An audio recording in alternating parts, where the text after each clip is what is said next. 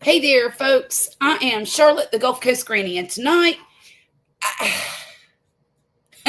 I got my Crojo back. For those of you who don't know what Crojo is, hey, Althea, how are you doing? Thank you for coming in tonight.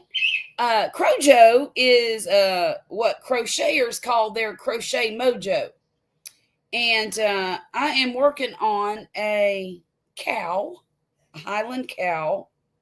Um, I started one pattern with some lady friends of mine. Hey, Denise. And I didn't like the pattern, and it was frustrating me so bad, I just quit and found another one. So they're making one pattern, and I'm making another. And look, don't laugh. Don't laugh. But here he is. Ain't he cute? He don't have ears yet. That's what these are for. His ears are, I don't know where they're supposed to go, but somewhere back here. And he needs a tail for his booty. But I thought I would tell y'all that because that's important to me. I have not felt like crocheting in like 3 weeks. And I got to thinking, well, goodness, how long am I going to go without crocheting, you know? Hey, Jackie, did you see him? Did you see him? Well, they're not supposed to stick up like that. And this one here, I think I'm going to have to kind of put a little stitch in him and make him stay down. But there he is so far. I think his nose looks a little weird, but I'm going to try to crochet a tongue and do like this with the tongue. And I just got his ears done. They're right here. This was a much easier pattern. Much easier, Jackie. See, Jackie is the one that I'm doing with the other, I was doing the other cow with over on her channel on Friday nights at about 9 Central Time. But yeah, I've ripped him out now 4 times, maybe 5. And I said, nope, not again. Not going to do it again. So how was your birthday celebration, Denise? I was there for a bit of it, but I couldn't stay.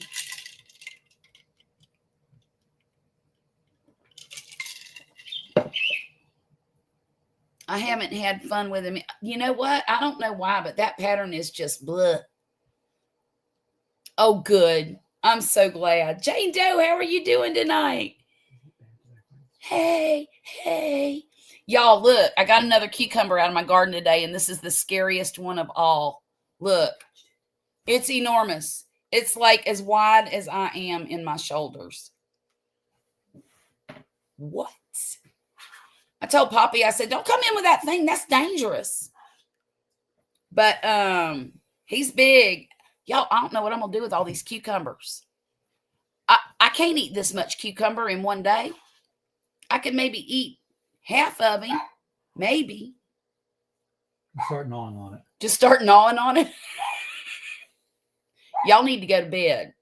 See, I've got to run my family out of here so they don't mess up my stream. You think I could do a good enough job of that by myself, huh? So I'm working on him, and I'm working on another diamond painting.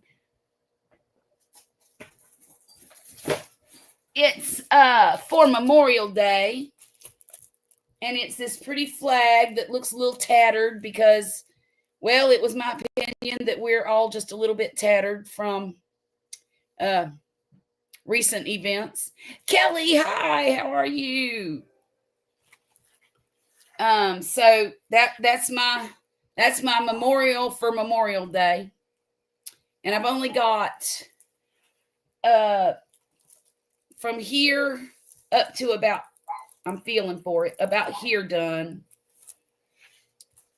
I hope y'all know you have me diamond paint. Oh, that's great. That's great. Denise, do you like it? Well, apparently you do if you're on your second one. If I didn't like something, I wouldn't do it twice. Nope, I sure wouldn't. So, thank you, Althea. Thank you. I thought it was a beautiful cucumber. Y'all, I learned something. I learned something today. This is crazy. Y'all remember I told you I bought those little honey baby squash. They're like a miniature butternut with a short neck. They only get about as big as your hand, and it's enough for one person, maybe 2 if you cut it in half, you know. Excuse me just a moment. I said go to bed. Get your medicine and go to bed.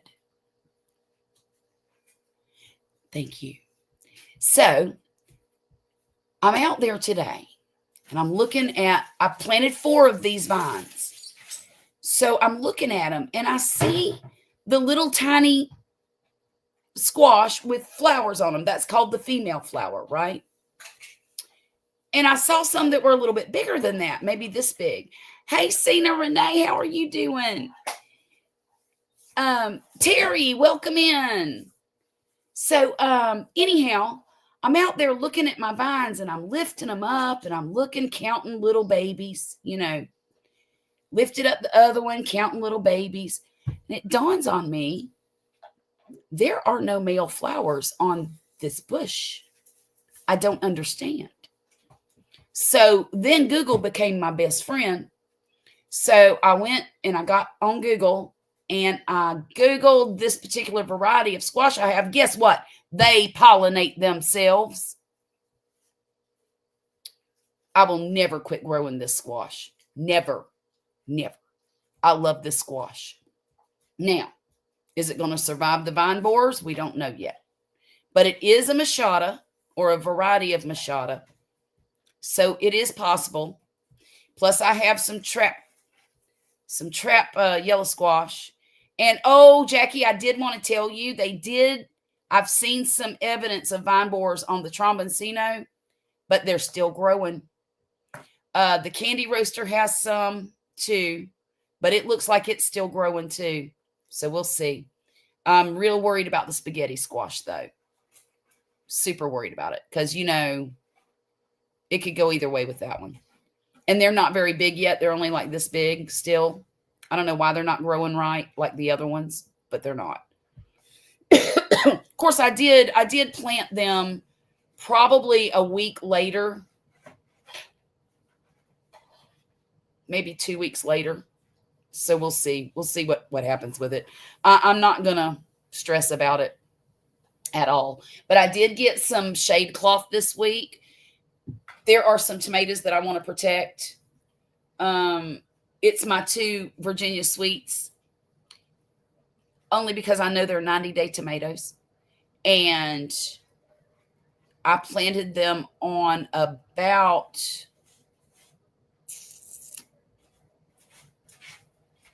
it was about the last week of April, if memory serves. So April, May, June, July.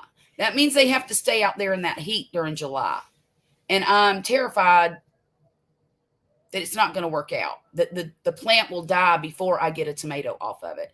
So I bought the shade cloth, and Poppy's going to rig up something to protect those tomatoes tomorrow for me. I really want to get it. I just want one tomato, y'all. If I get one tomato, I will never buy seeds again from that particular plant. So, and I'll have plenty of them. I used the last 4 seeds that I had that were probably, those seeds were at least 8 years old and probably closer to 12 years old. I can't pinpoint exactly when I bought them, but in that time frame. And I did not think they were going to germinate at all. So I planted all 4 of them and 2 survived to be planted.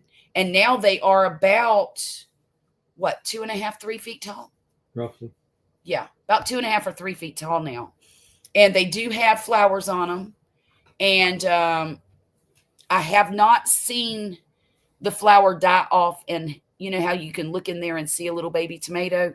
I don't see that yet. But I've got my fingers crossed because I love that tomato. Y'all, if you have not grown a Virginia Sweets tomato, please find one. And if I get more than 1 tomato, I'll send some seeds out. But just know that they are a 90-day tomato. So if you have a short growing season, I don't know how you manage that. I have a short growing season, kind of, because of the heat factor. Usually I put my tomatoes in on March the 7th to the 15th. I was a month late this year. Then I was another couple weeks late getting the Virginia Sweets in because I was growing them from seeds. So there's that. Hey, Liz, how you doing? Thank you for coming in tonight. Look. I know that you are the Highland Cow Master. We are not worthy. We are not worthy. However, I made my version. He still needs ears and a tail for his booty. But I got him put together today, and I think I did okay putting him together. Y'all, this is only the second amigurumi that I've ever had to sew together. So, Jackie, what do you think? I think his shoulder's a little wonky right here. I should have done it the same way I did this one. I tried. But he might have a little scoliosis. And then I think his legs are a little too far apart. I wished I would have went a little bit closer. And then his nose looks a little funny to me. That's okay. I'm going to do another one. As soon as I'm done with him, I'm going to do another one and maybe try to perfect some of the things I messed up on. But I've got to put, here's his ears. They're going on tonight. And his tail, I'll make that tonight too. But yeah. And then I'll start another one tomorrow. The other one I'm going to make, where's my brown yarn, honey? I had a big ball of brown yarn in here somewhere. Go look out there in the, oh, it might be in there. Is it? No. You took it out of there. So give me the yellow and the red. I'm sorry. I should have been more prepared. You're on your second cow and the other color. So I decided I want to make the snuggle slug as well. And I've got this Soho Cozy Cloud yarn. So his body is going to be made out of this. And I've got 3 different colors. So I'm going to make 3 slugs. And then the top, I'm going to put some kind of coordinating color at the top. I don't know if y'all have ever seen the, well, y'all did last night. Jackie, didn't you put that up on your channel last night? What are you doing? I was looking over there. It should be out on the shelf in that plastic container with the thick yarns in it. There's actually, believe it or not, there's a tutorial for this slug. Well, I didn't want to do that. I'm trying to find it for you guys. Snuggle slug. Because I know I can find a picture of it somewhere. It's out there. You're just not looking for it. It's okay. I need some light. Visit this site. Okay, I can put this page up. And see, present, share screen.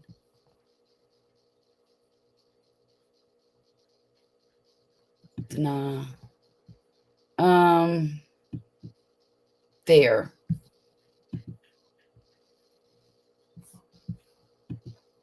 See there? Isn't he cute? And the bottom part of him is all fuzzy yarn. And then the top part is just a worsted weight or a 6 weight, whatever you want to do. So I thought he was really cute. So I'm going to make one of those for my new grandbaby. I thought he might like that. Okay, end it. There. They are cute, and I think they'll work up really fast. Yeah, that's the one, honey. Okay, so my next cow is going to be made with this deep brown yarn here. It's just basically a 4-weight chenille. And then, hey, Renee. And then I'm going to use the lighter color here, which is also a 4-weight chenille for his horns and his hooves. And I might do an opposite too, because I've got enough yarn to make as many as I want. I've got 2 great big balls of this. I got 2 great big balls of this and 2 of these. What? What? Just like reminded me of the AC/DC song. Big Oh, Balls. good Lord. Now my husband's singing AC/DC in his head. If you know, you know. I should sing. Don't you dare. Don't you dare. He thinks he's got jokes. Poppy's got jokes tonight. Sometimes. What did you do, Liz? Okay. I think he'll love it, Jackie. I do. You know what, Liz? I had fun too. Why can't I get your comment up on the... Oh, I know why. Y'all, I'm so used to my touch screen computer. This new one is not. And now I know. So Liz said, Jackie, I had so much fun last night. It was a blast. It was an absolute blast. I think I laughed. I almost peed my pants, y'all. Y'all have me laughing. I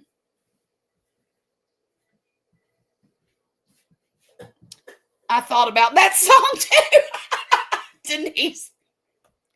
Well, if anybody would have thought about it, you and Poppy would have thought about it. So, yeah. That's about all I got going. Oh, nope. Let me show you what else I got going on. Some of y'all have already seen this. Some of y'all have not. So I'm just going to show it. Thanks for the help there, Poppy. Just watch me struggle. So I decided to do some paint by numbers. I haven't done them in years and years and years, decades. So I bought one that I thought, you know, when you're a kid, they were real childish pictures. But I bought one that I thought looked adult enough that I could do it. Look, there are thousands upon thousands of different designs. Some look really, really hard because there's teeny tiny little spaces you have to paint. The one I bought is more beginner friendly because it has bigger sections to paint. It does have some small ones too, but the majority of this painting is bigger sections. So here we go. Are you ready? There she is.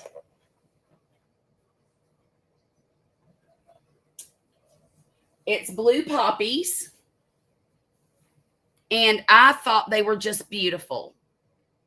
And it comes with everything, well, just about everything you need to complete it. I'm not sure I love I'll show you.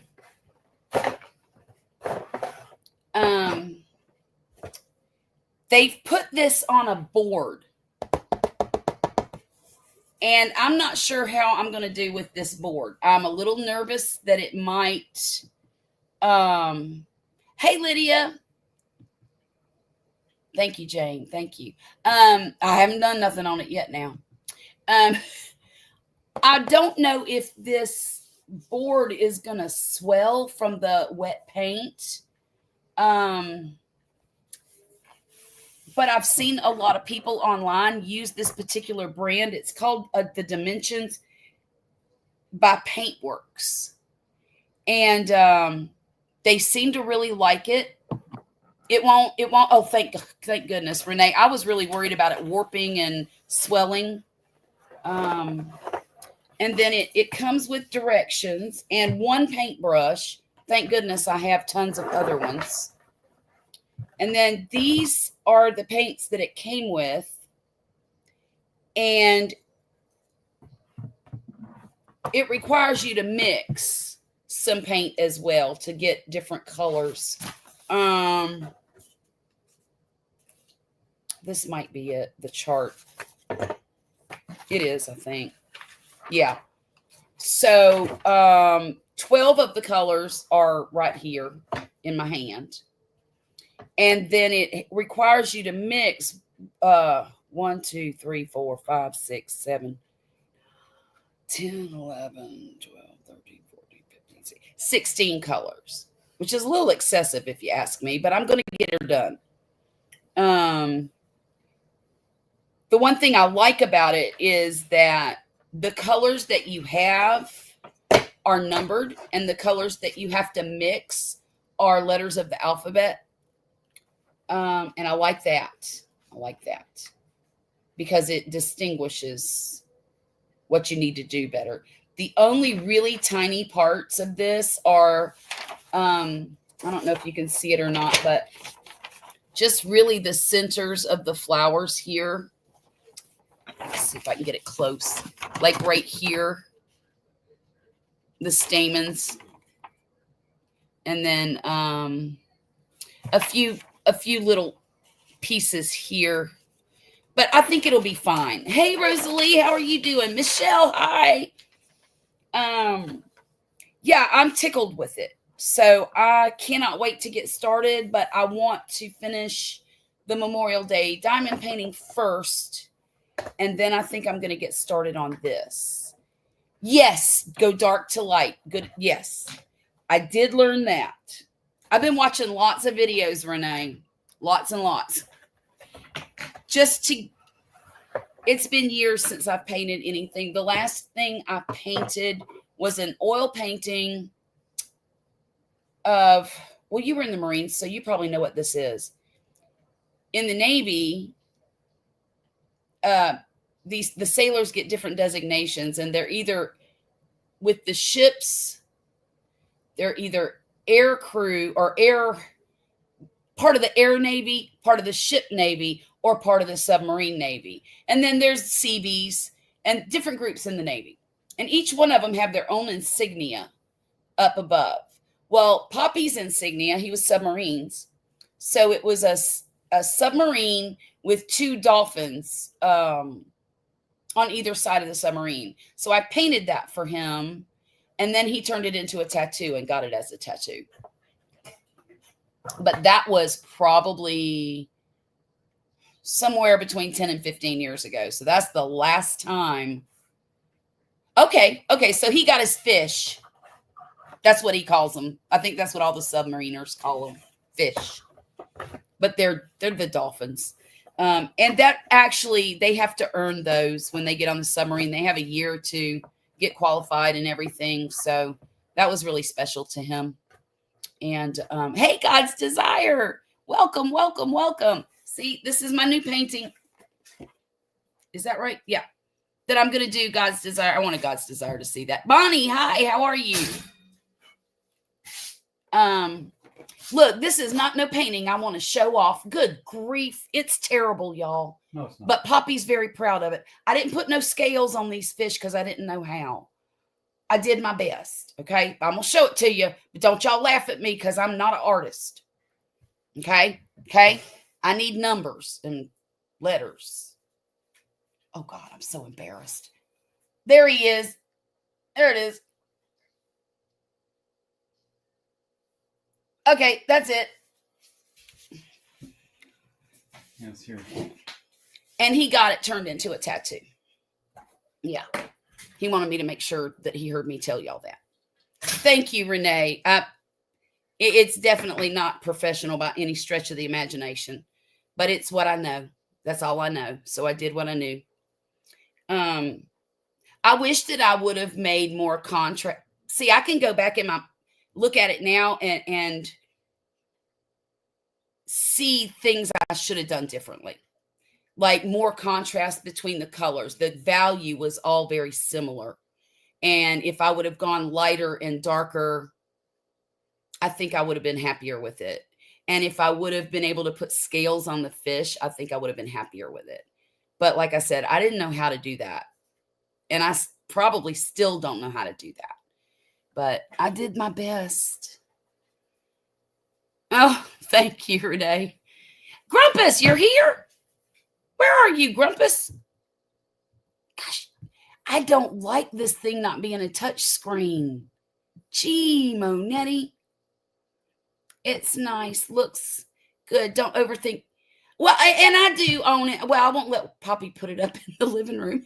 He wants to put it in the living room. I'm like, no, you can put it in the hallway or you can put it in the bedroom. Do not put it in the living room. And you know what's crazy is I can't scroll backwards on these comments for some reason. Oh, now I got it. Okay.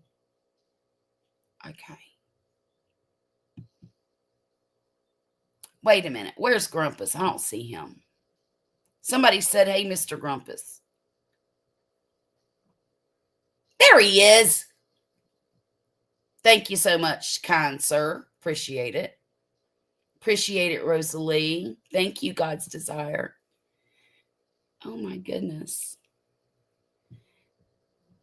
Liz wants to know if you finished the cow. What do you think? I bet she did. I do. I bet she did. Gosh, I don't know if all of y'all. Okay. Renee did. Yeah. Okay. And then Kelly, did you finish your? Liz, leave these ladies alone. They need to go at their own. They need to go at their own pace. Oh, you decided to make a dragon. Which one are you doing? Are you doing Toothless?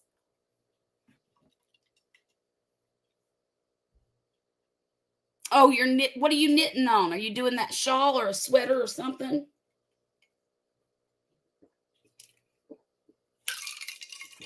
Look at God's Desire just going on and on with her knitting. And what? How long has it been since you taught yourself God's Desire? About 6 or 8 weeks ago.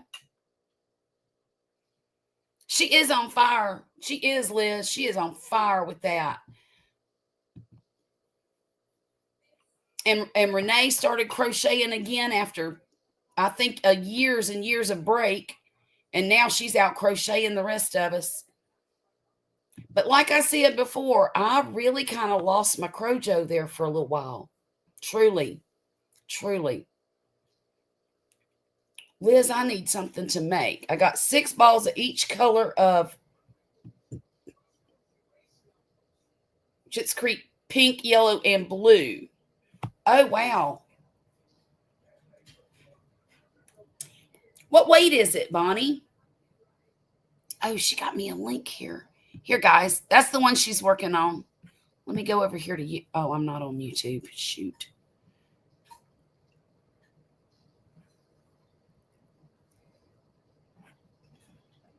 I can't.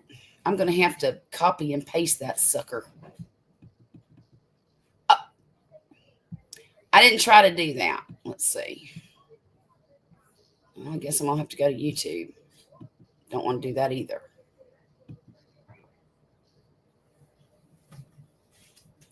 I know what I'll do. I got the second computer.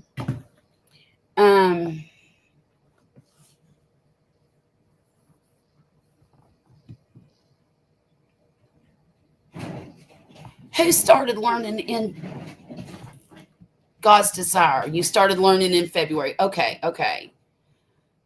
They look like they go good together. I bet they would. Those are nice colors. Everybody say hey to Grumpus, saying hey to Michelle and Bonnie and God's Desire. Awesome job. Let's see. I got to catch up. I'm almost caught up, y'all. Hey, Linda, how are you? Welcome in. Welcome. It's a 4, but it feels like a light 4. Okay.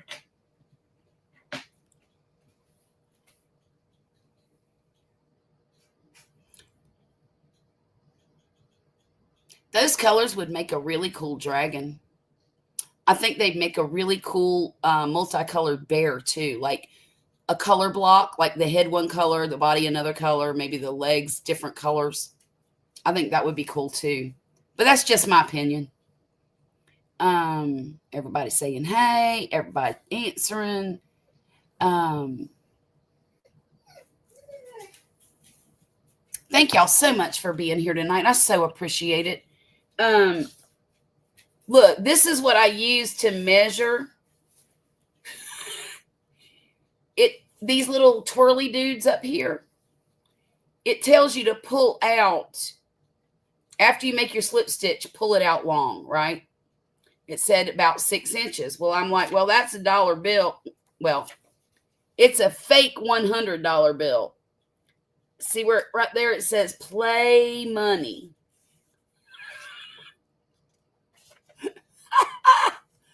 I thought, well, that's a good, I didn't have a ruler. So I figured I'd use this to measure with. And as you can see, I got 2 of them a little longer than the others.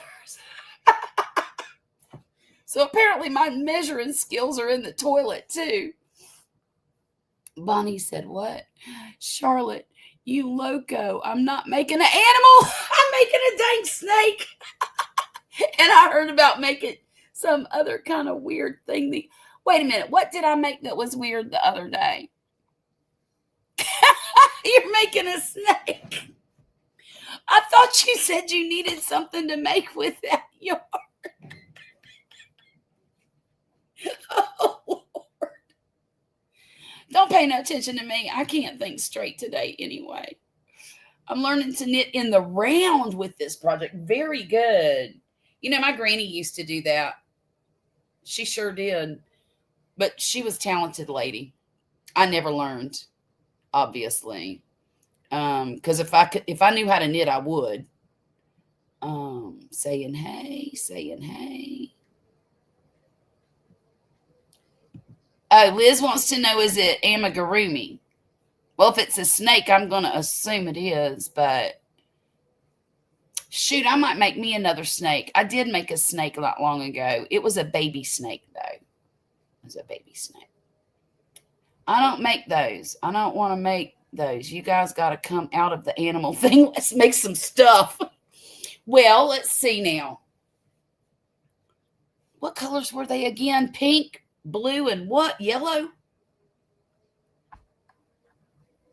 Am I making stuff up?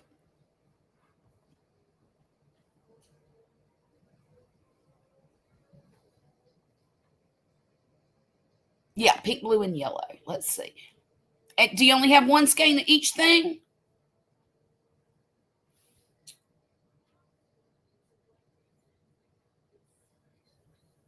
Hey, Lucy Warren's World. How are you doing? Thank you for coming in tonight. I appreciate you. Oh, that's what I wanted to do. I wanted to go get that pattern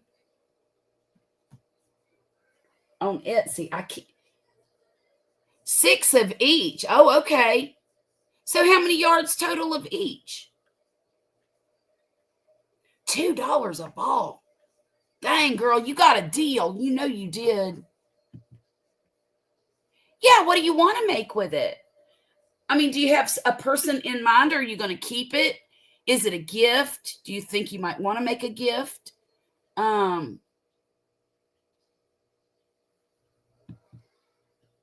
don't know. Kelly been thinking people say their yarn. Talk to them.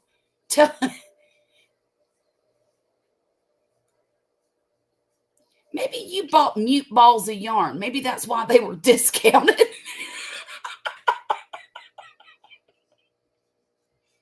Your balls of yarn might be a little autistic and they just can't talk. That's okay though.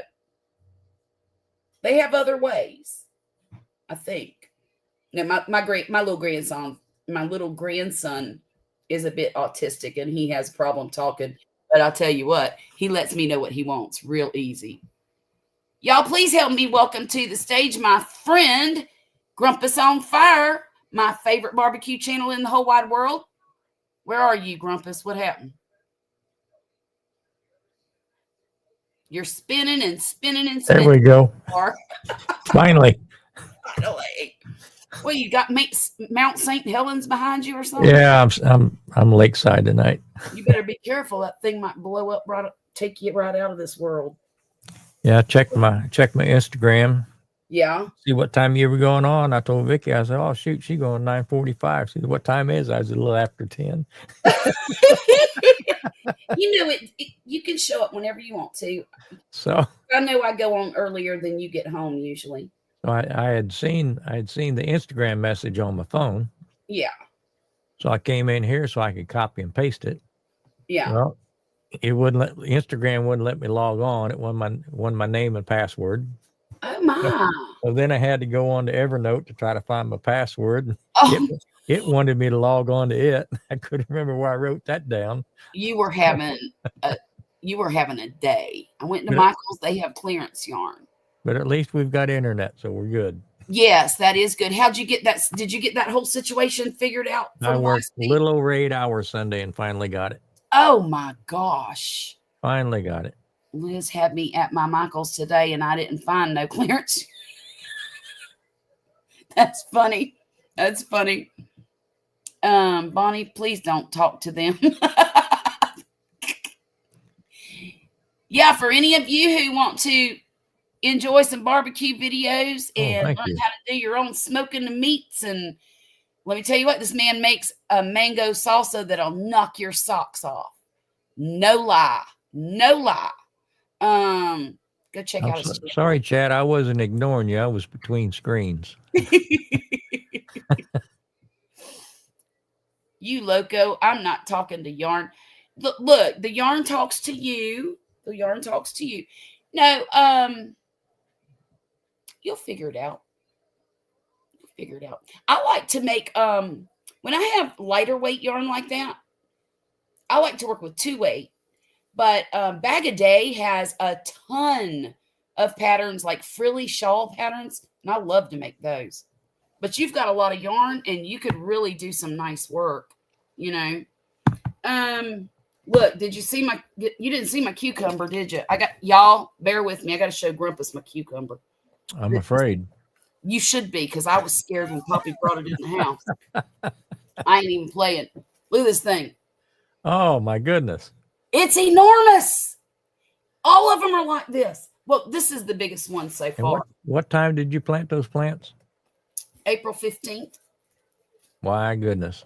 Can you That believe didn't it? take long, did it? No, not at all. Look at this one. This one's huge too. And this one, it's been out too long. It's a little flimsy. And they're huge. I think the best thing for me.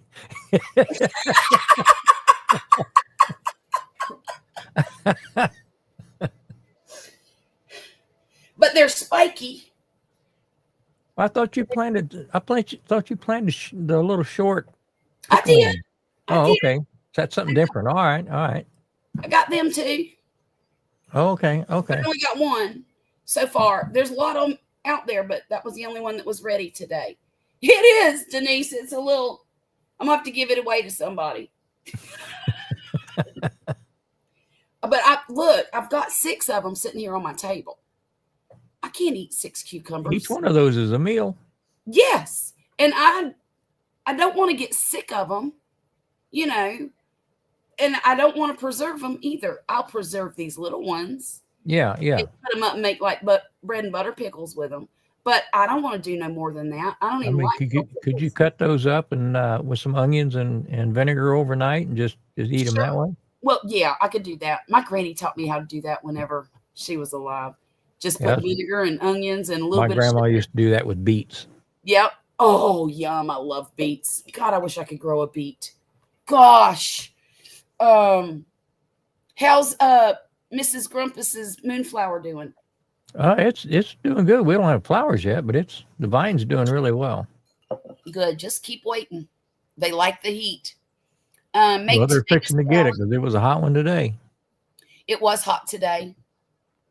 It was, but we did have a little bit of a breeze here. Make tomato salad, cucumbers, onion, tomatoes. That I love that. Hey, With how about some dressing, put some spaghetti. cucumber bread? Oh, that sounds delicious.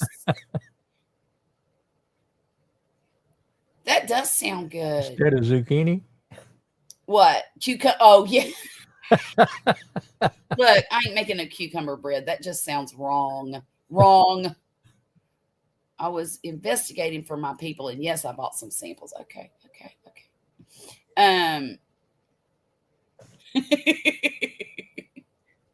But anyhow, how was your week? It's kind of a busy week at work. Yeah. Is it one of those go now? Everybody wanting pricing and stuff like that, and then they take the sweet time giving me orders, and then then I get them all at once. Right. Hey, Grumpus, would you mind sending Tom a link? Sure. If he wants to, Absolutely. Oh, God's Desire juices cucumbers. I don't have a juicer, but I Let's would see love to here. do that if I had one. Tom's What on. do you juice with cucumbers to actually make that taste? Oh gosh, I could slice one up and make cucumber water because I like that. Hey, make martinis out of it. Yes, sir. Now I don't drink no more. Remember? I don't drink any less either. You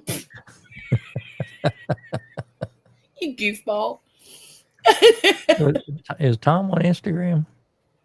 No, he's on Face. Oh, never mind. Yeah, old Grumpus here is anti-Facebook. I am. He's anti-Instagram too. The only reason he's on Instagram is so. If it wasn't for you sending links on Instagram, it would have been closed months ago. Well, it's just you don't check your email when I send you links in your email. Sure I do. Well, you went a few times where you didn't. Well, I could have been taking a nap. You know what? Let's I see told here. you my daughter's boyfriend lives over there in Alabama, right? Okay. I didn't know he's that far away. Yeah. Well, it's only about an hour. But every time she goes over there, apparently she don't have no signal on her phone. And I'm not sure if I believe it or I don't think she'd lie to me about it. I really don't. I hope she wouldn't. But, we have Life 360. So if I text her and I don't hear anything back from her for a while, maybe 15, 20 minutes, then I'll look on the Life 360 and see where she's at. Last weekend, she went to visit him, and I called and I texted and I called. I tried to get a hold of her for about an hour and a half. So I was with Poppy, and I said that I didn't have my phone on me. I told Poppy, I said, look at that Life 360 and tell me where she's at. So he did. And it said she was parked on the side of the road in front of this restaurant that was coming soon. So when I opened the map up, it showed her in the parking lot of this restaurant that was not open, basically. And every awful thing in the world went through my head. She's broke down. She's out of gas. Somebody's pulled her over. She's been in an accident. Every terrible thing in the world happened in that split second. So I called her I tried to call her boyfriend. I didn't have his number in Poppy's phone. So I went on Facebook and I went to her Facebook page, where I there found her boyfriend's Facebook page, and I video called him and said, where's my daughter? Uh-oh. Do you know where my daughter is? Well, yeah, she just left here about 15 minutes ago. She's headed home. I said, well, my Life 360 says that she's at this place on the side in this parking lot, and she's been there a while. I said, and I'm really worried. I said, I just sent Wesley out the door to go get her. Well, after about 10 minutes of being on the phone with him, he finally pulled her up on his Life 360 and said she was on the interstate in, just on the other side of Gulfport. And then she called me and said, hey, I'm on my way home. I'm sorry I didn't have a signal. I said, well, I understand that you don't have a signal from the interstate down to the water. Do you know where Bayou La Battery is? That's where Bubba Gump had his. Oh, okay. Okay. So it's on the water down there. Maybe the signal just slow. Yeah. And it's bad. The signal between there and the interstate, which is about a 25, 30-minute drive, is bad. There's no towers or whatever. But once you get to the interstate, you should have a signal. And she got all the way to Gulfport without calling me. And that made me mad. Really mad. because I worried my full behind off about that child. So now I have required her to buy herself because he said that the Straight Talk phone works really good for him there. And I said, well, we're going to have to buy her a burner phone and get a Straight Talk plan, the cheapest one she's got, because I need to be able to text her and make sure she's safe. Here's the thing, though. I wouldn't have been worried if it wasn't getting dark outside. I don't like for her to drive that interstate at night because she's not experienced enough. Now, I do realize she's not going to get experience until she does it, but she can do it here locally and I can get to her. If she's doing it over in Alabama, I can't get there quick, you know? So I told her, I said, you go over there to visit him, that's fine, but I want you headed back home and be here before dark. It's fair. Gets dark at 8 o'clock, for crying out loud. So, so there's that. How long a drive is it? Like an hour or something? About an hour, and to his house, about an hour and 10 to 15 minutes.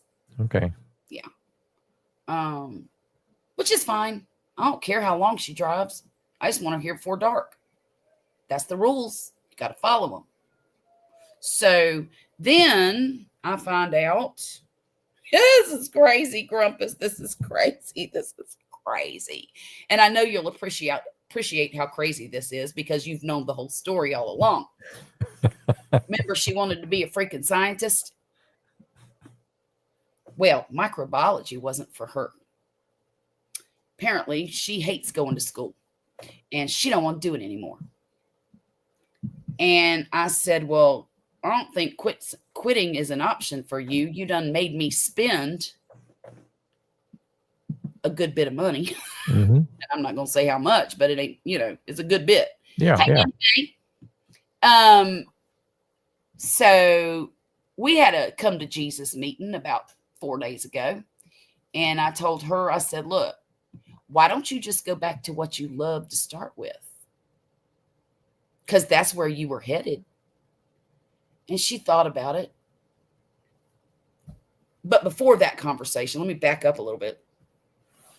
I was chewing her a new behind a little bit and telling her that her grades were unacceptable this semester and blah, blah, blah, and blankety, blankety, blank. What happened? What happened? I'll tell you what happened. Is it the boy? It's always the boy. Just the last time she got a new boyfriend. So, but a lot of it is, she told me the other day, I've been going to school for 15 years now, and I'm about tired of it. I said, well, if you're tired of going to school after 15 years, how long do you think you're going to keep a job? I said, I don't know if you realize this or not, but this is the easiest job you're ever going to have. I said, you're going to have to work till you're 65 years old. Think about that for a minute. Or longer. Do you want to do that job doing something you hate to do or something you love to do? And I said, right now you have it so easy. You pay no rent.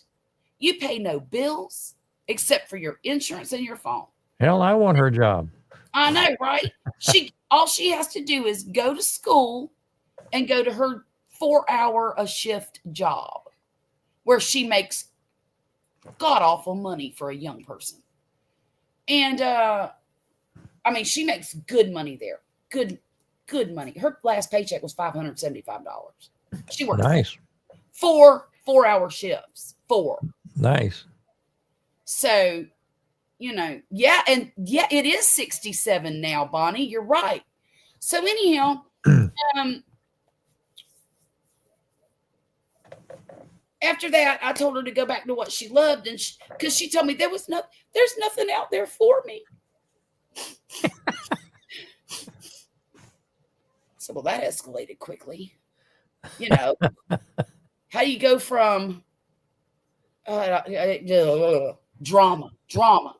So I said, well, why don't you go back to what you love to start with? And the light bulb, I could see her eyes just changed.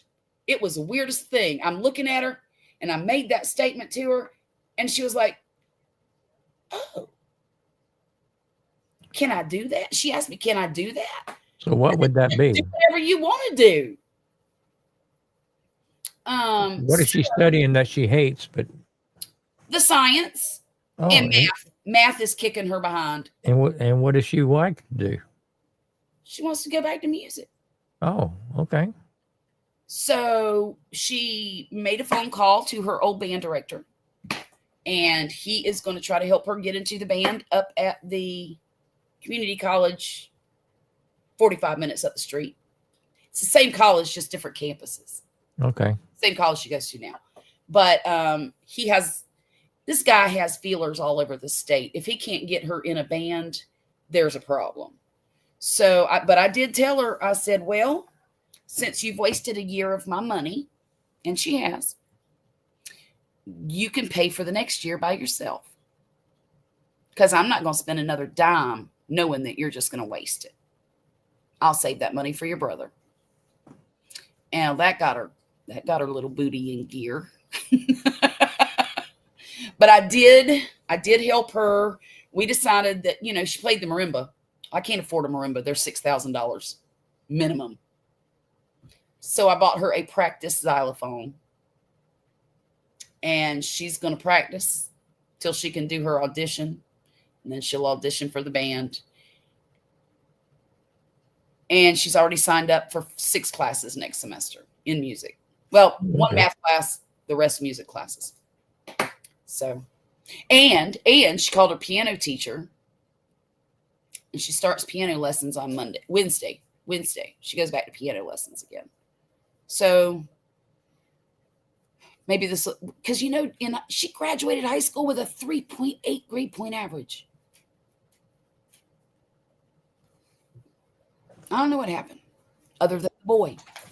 Well, I mean, she's gonna have to sooner or later get into the math scene. She doesn't have to take all the hard stuff. No, she just has to pass this one class. But the math is going to follow her around her whole life. Yeah. Everybody, help me welcome my friend Tom Garvey, the keto. There he is. Holy moly, he got transplants.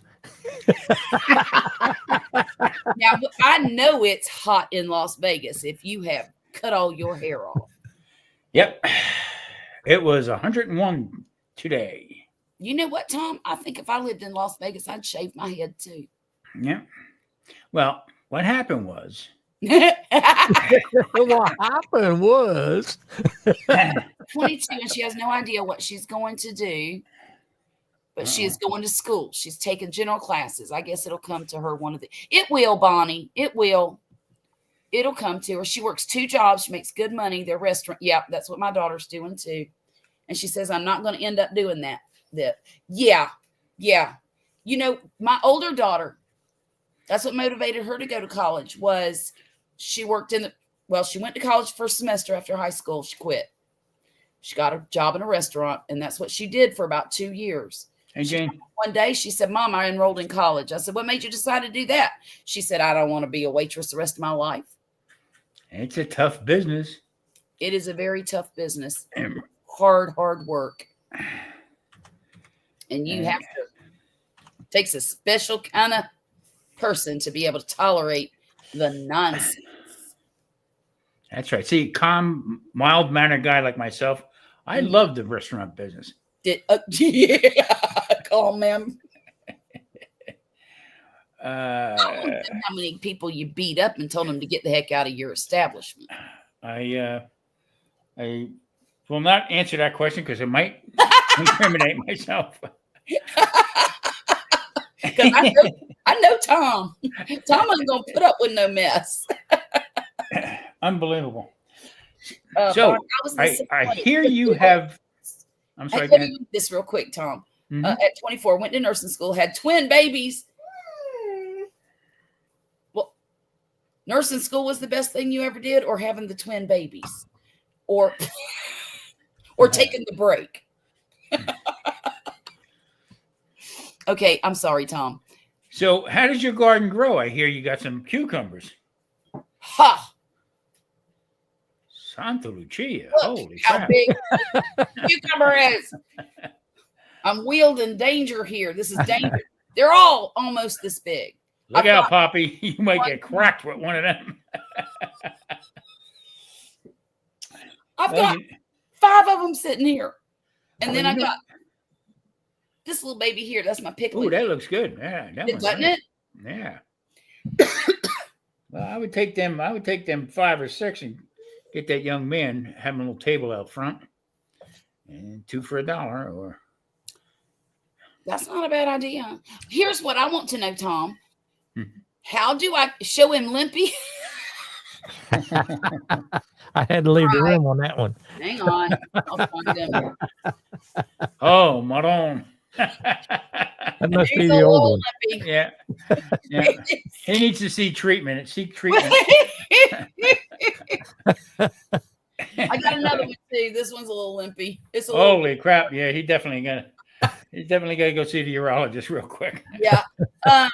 No, I don't know how to keep them from getting like that because they get like that in the fridge too. Yeah, see, fresh ones they spray with I can't remember the name of it to keep them a little bit longer. Citric acid. In the store, and I don't know if it's citric acid. There's something else. It'll come to me. But fresh ones, Yeah. you know, like what I used to do with them, I would just popsicle sticks, You're and crazy. duct tape. That's cool as hell. Will, Poppy didn't take you to bed, did he? He ought to be ashamed. So if you got a couple neighbors that are giving you a hard time, go ahead. It's okay. I'm listening. No, I said if you got a couple neighbors there, you know, hey, here you go, friend. Yeah, I could do that. Because they really don't stay that long. I mean, other than making we would juice them with a green apple. Well, that's what God's desire is doing with hers, is she juices them. Yeah. So you would do it with a green apple. I guess I need to buy a juicer. And we could do it in a blender. I mean, make it like applesauce or something. But I would pickle them. That's all I would do. I mean, you could put them in, especially them right there. They're vinegar, a little sugar, and a little salt.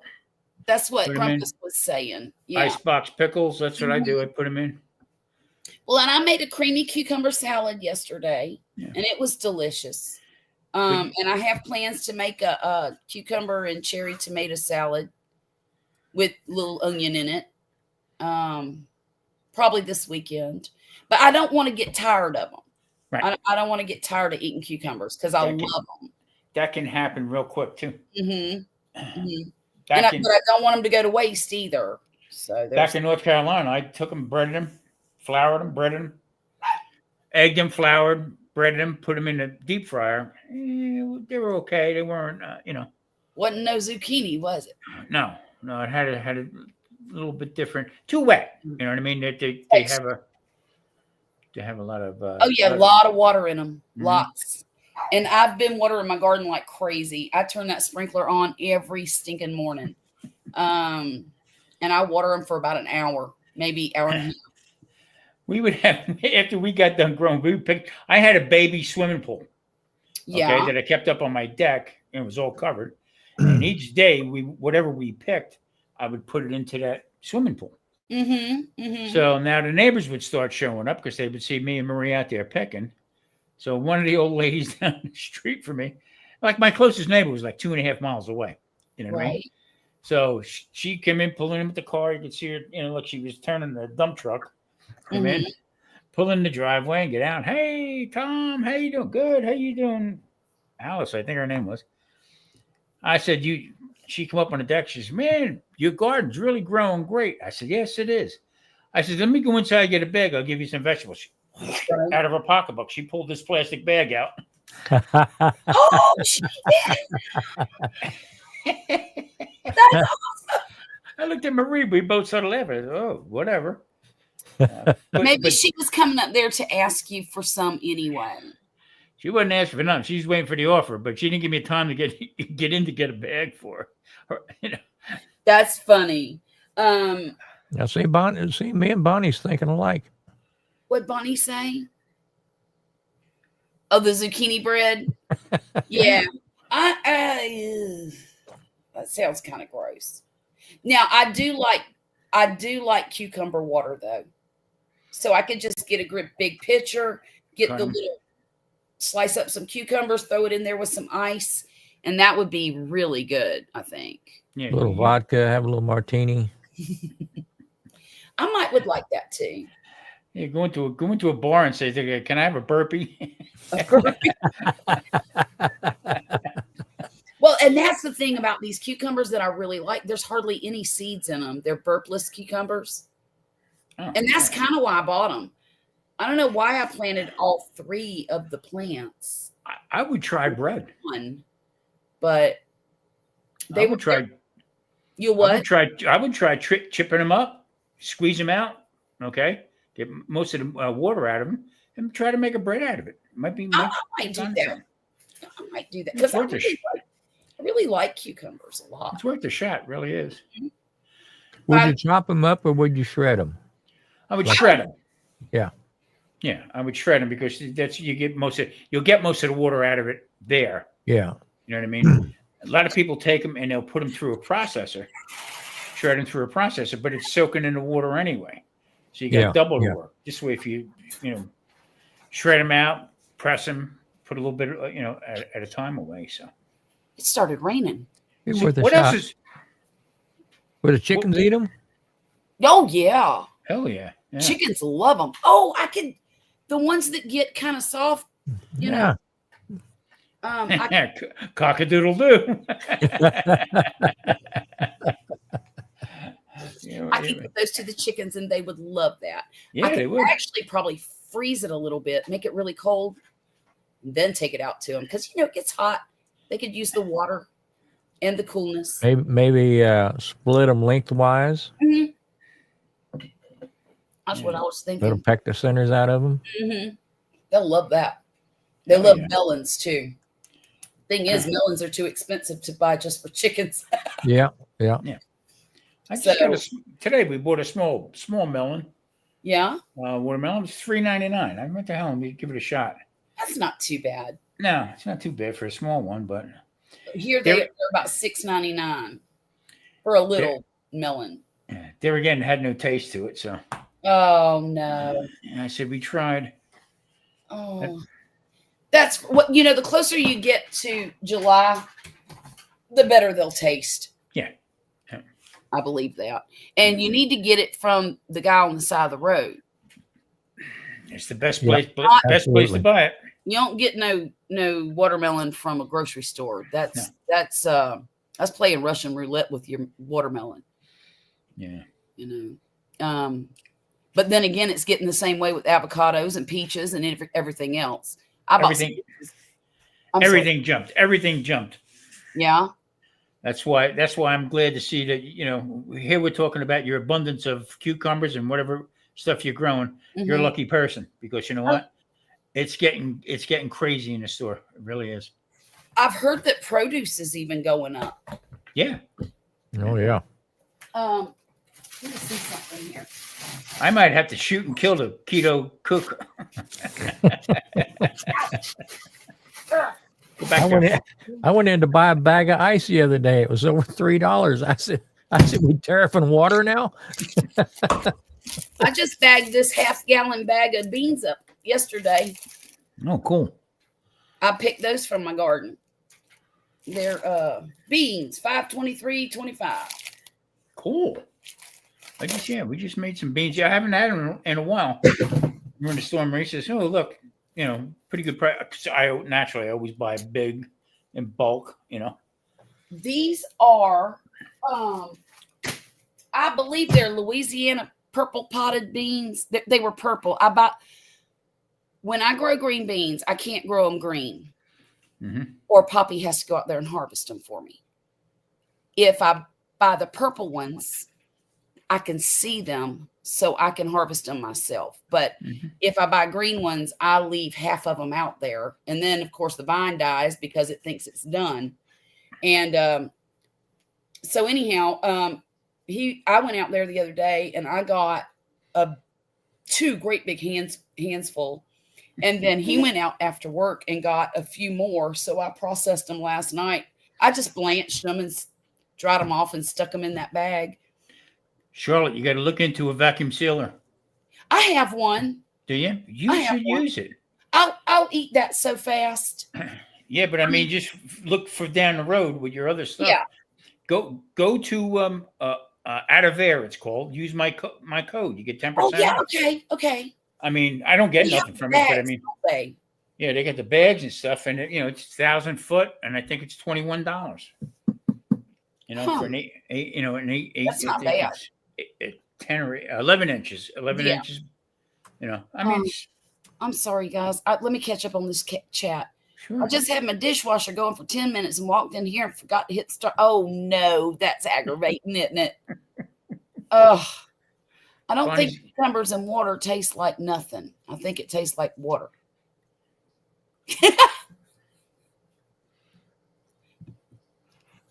I saw a bag of ice at Dollar General had a sign on Yes, they do, Bonnie.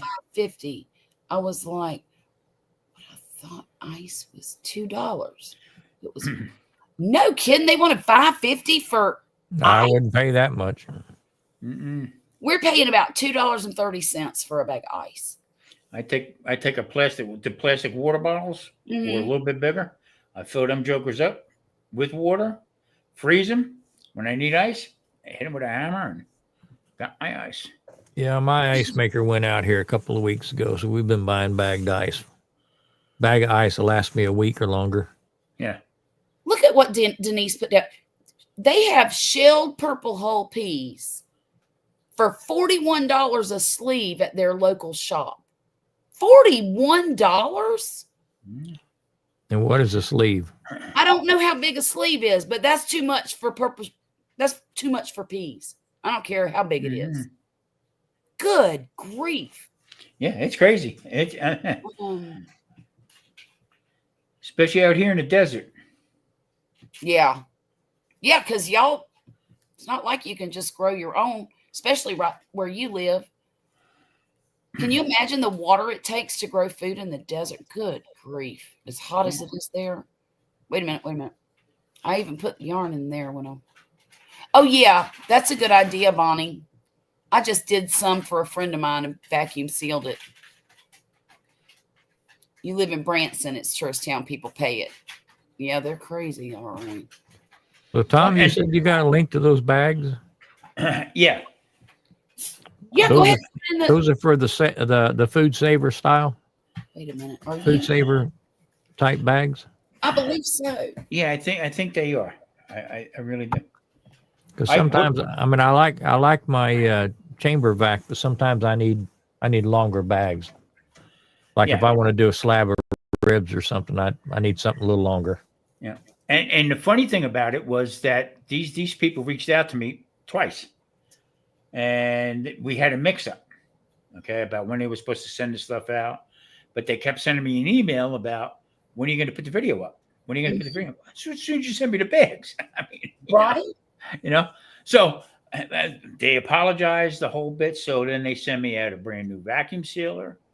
They sent me out every type of bag that they have.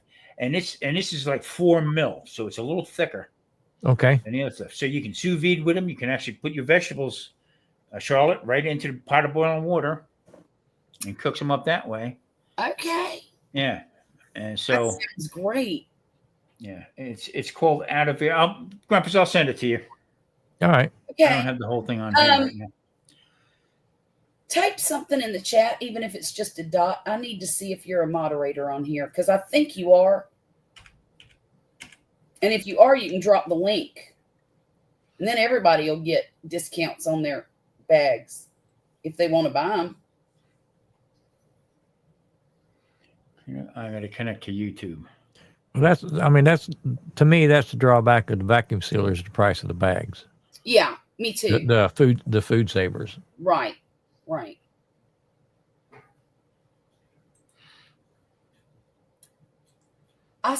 I could almost swear Out of Air sent me a offer for the big vacuum seal bags, the big ones.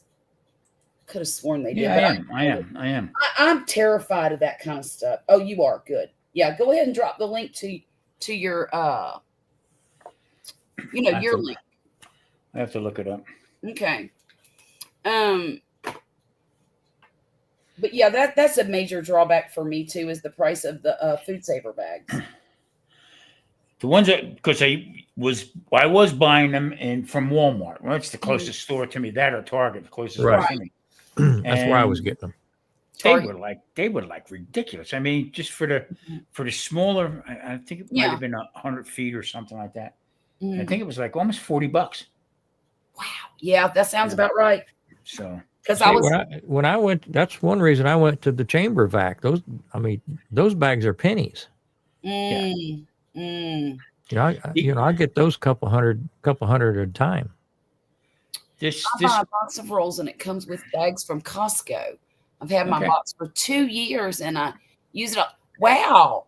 I don't have a Costco, but I have a Sam's. I could probably check there. Yeah. I'll be right back, guys. I got to make some tea. Okay. Okay. I just put sugar in it. I can still hear everything. Just letting you know. So how you been, Tom?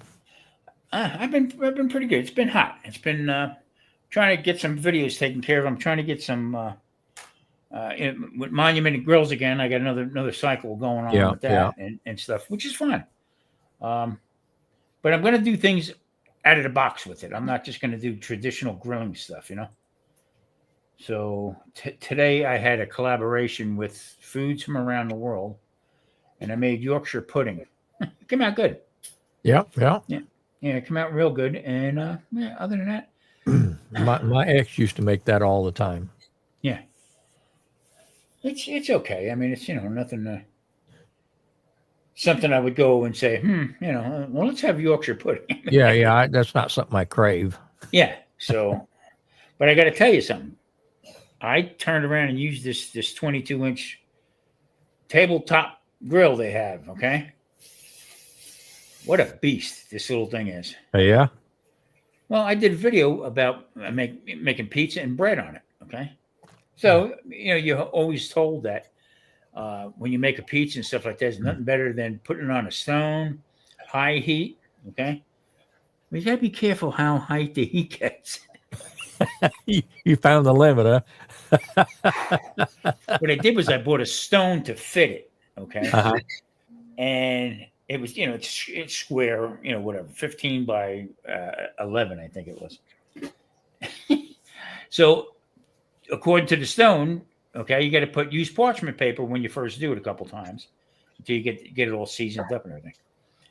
That joke caught on fire. The stone? No, the pizza.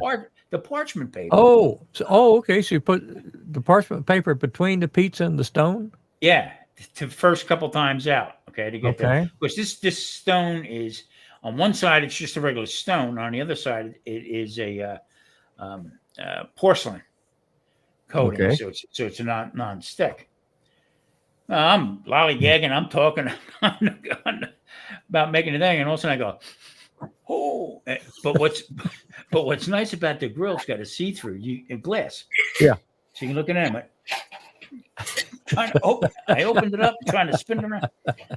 It got a little charred on the bottom, but the pizza was really good. I mean, okay.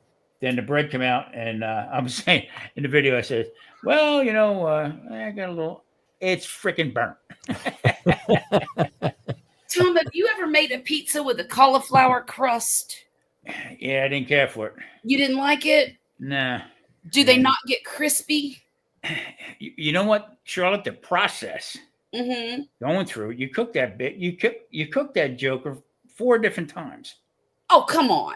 Well, you put it you got to break it all up, put it on a pan, on parchment paper. Right. Mix it up, with an egg in there to keep it all together. Right. Put it into the oven and cook it one time. Mm-hmm. Then you take it off and you get slide it off the parchment, and then you put it on the pan and back into the oven again to tighten up the bottom. Okay. All right. So you get done with that. So each time it's 20 minutes. So by the time you put any kind of cheese or anything on it, all right. Right. And then once you do it, you bite into it, it just breaks apart. Oh no. Yeah. So pizza is good with the cheese crust. Yes, it is. Okay. I haven't done that. is it kind of like a truffle crust? Yeah. Well, depending what kind of cheese you use. If you're using mozzarella and you're using like another shredded cheese or something like that, Mhm. there again, that's a process also, to go through. But So you would have to make the cheese crust, right, put your toppings on, right, and then cook it again. yeah. This keto stuff is not easy. You know what I mean? Yeah. Everybody, Well, I was just thinking about it because pizza crust does not agree with me at all. Mhm. And honestly, I don't know if it's the crust or if it's the sauce. I really don't know. But pizza in general does not agree with me. Yeah. More than likely, it's the dough because Well, if that's what it's- I'm thinking. if it's gluten, it has gluten in it. Right. If it's 00, it's 00 flour is Mhm. it's double milled. It's real fine. Oh, okay. You know what I mean? So, Yeah. which is a better crust. But, Right. You know. Well, Yeah. one thing I was thinking too, Violet talked to her doctor about her stomach issues. And apparently they go along with the kind of arthritis that she has. Mhm.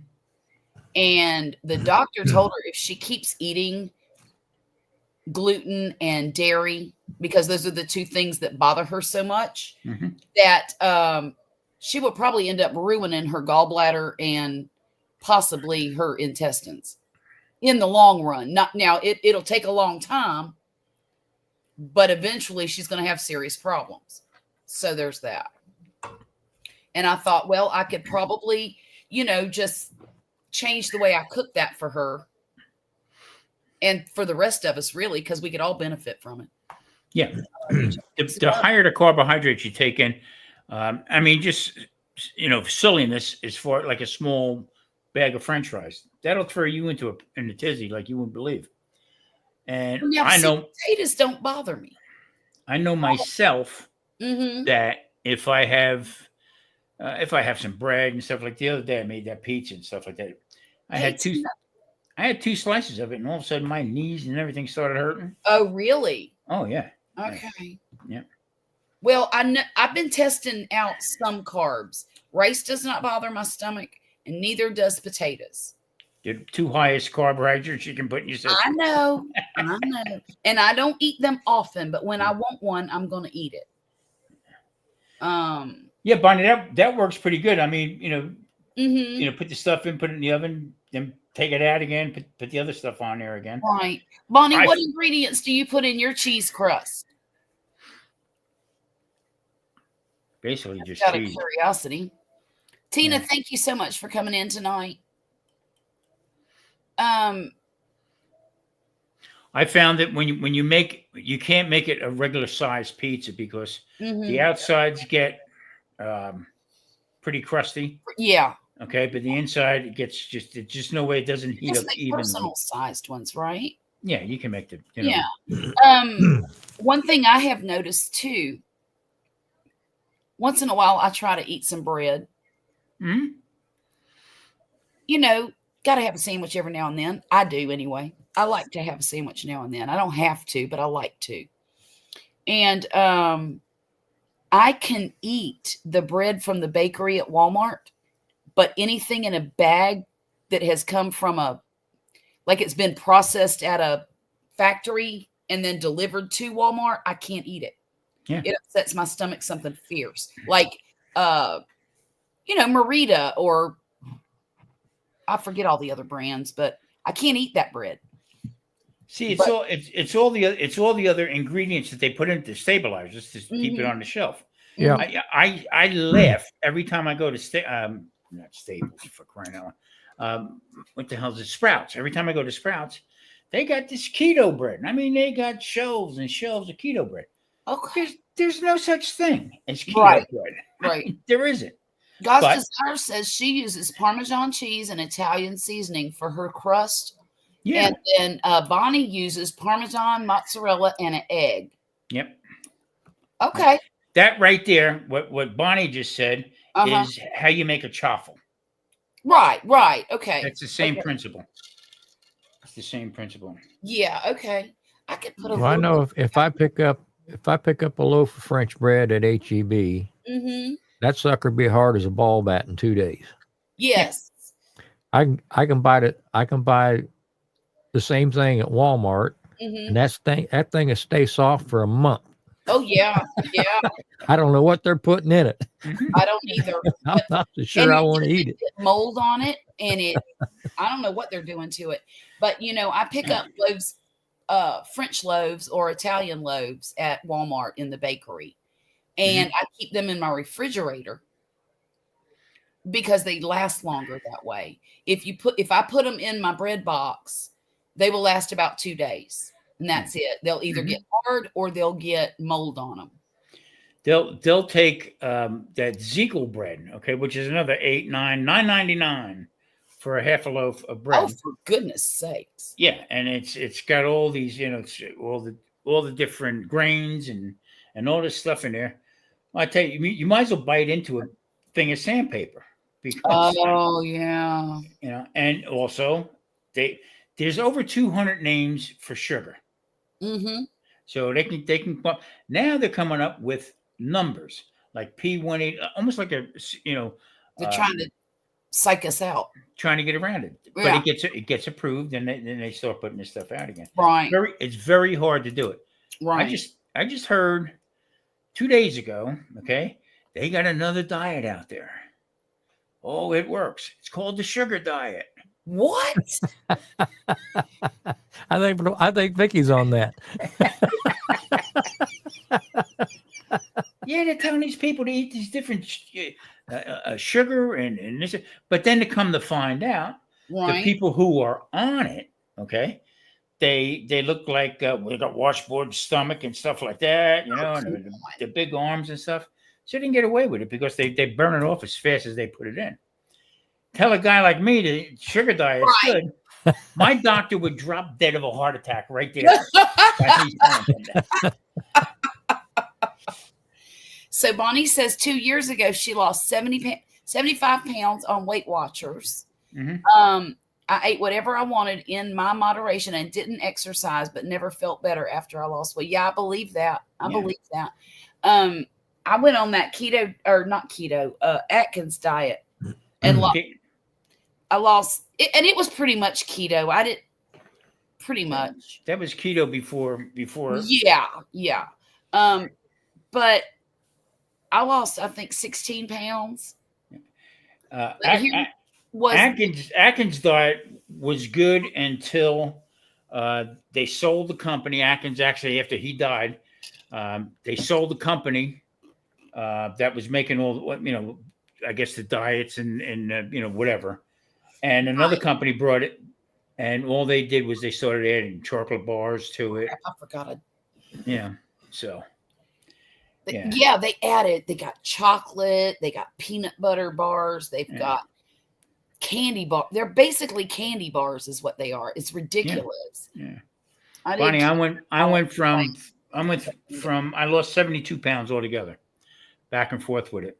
And I go back and forth with things. I mean, I do too.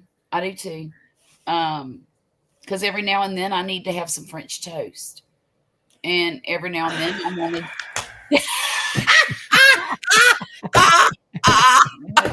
Damn it. Ready to go to the store, get some bread. That is one of my guilty pleasures. And every now and then I want some kind of potato.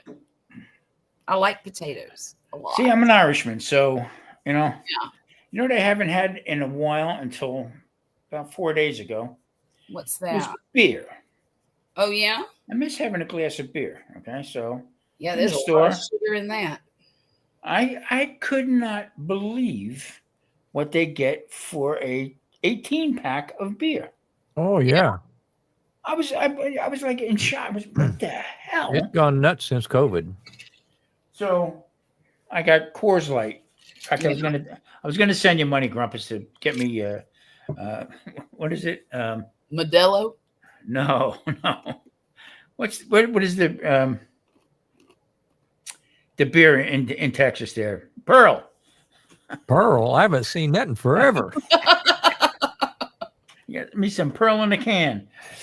I have not seen. I don't even know if it's still around. I know it killed a few people. Gut rot. Exactly right, Monty. You got to make it your lifestyle. You can't get on it and get off of it, and get on it and get off of it. No. It's a lifestyle. It really is. Mm-hmm. Yeah, I'm watching a lot of guys now. See, I got chastised when I first started with the channel and everything like that, but I didn't preach about it. I just showed everybody. Here's how you cook this. Here's what you make. Okay, nothing from a can, nothing from a box. All natural, all straightforward. Meat, okay, vegetables, and go from there. All right. So I never really preached about it. So when carnivore hit, okay, everybody went boom crazy for carnivore, And that's keto. yeah, it's an elimination diet, and they turn around and chastise me about what you're spinning your wheels. You need to go carnivore. All right, you go carnivore. I'll spin my wheels. Just leave me the hell alone. You know what I mean? Well, I like the variety that you can have with, and like you said, I've heard you say this a million times, that you don't cut yourself off from everything. Right. Have something once in a while if you want it. And I think that that's the key to it too, is just little bits here and there. When I've lost weight, it's been on the stop eating so much diet. Right. There it is.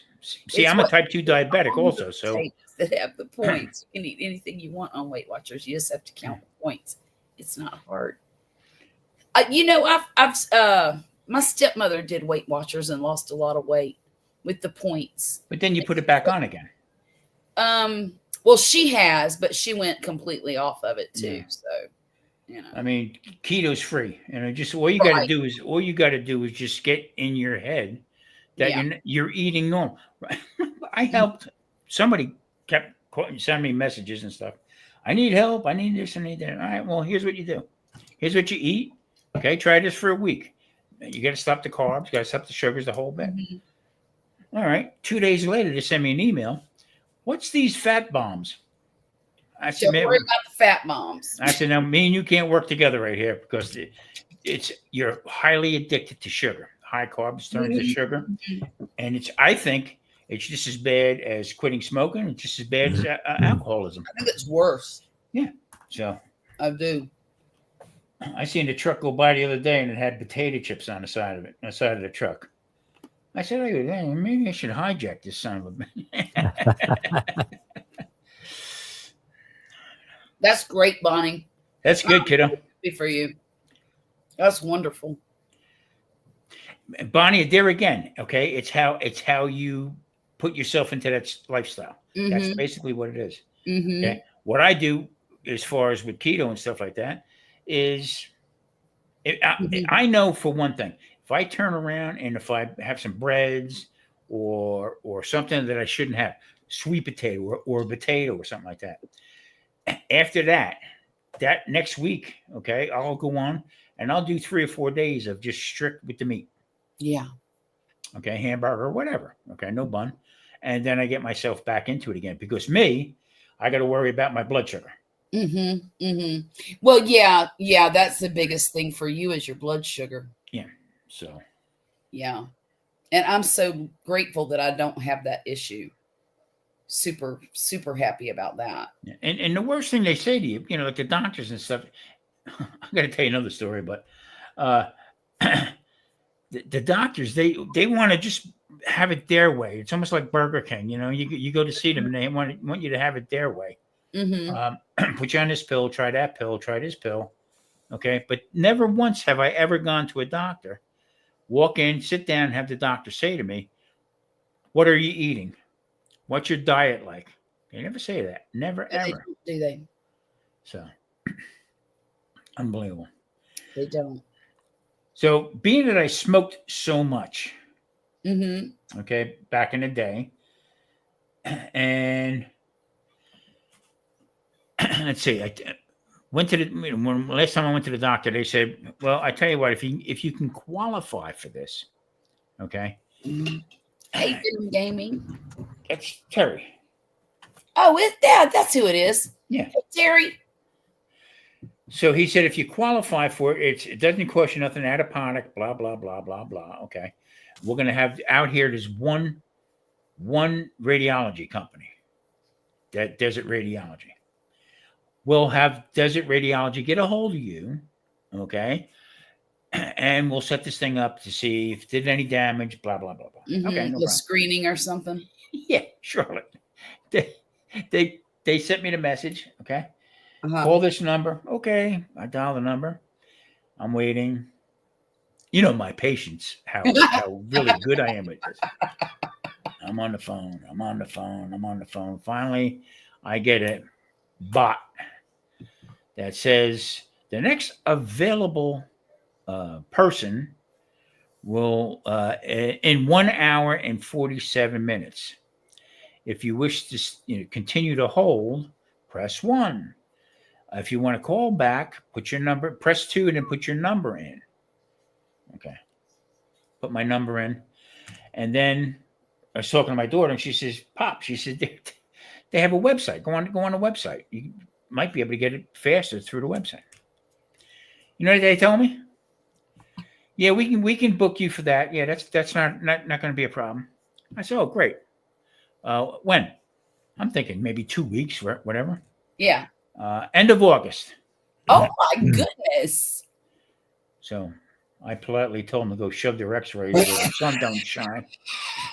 And that's the end of that.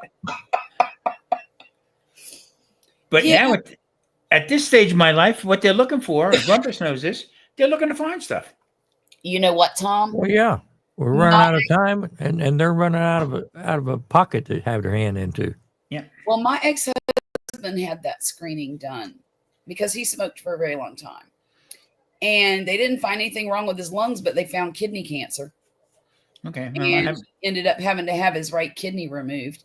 Thank God it was, what do they call it? Encapsulated. Mm-hmm. And they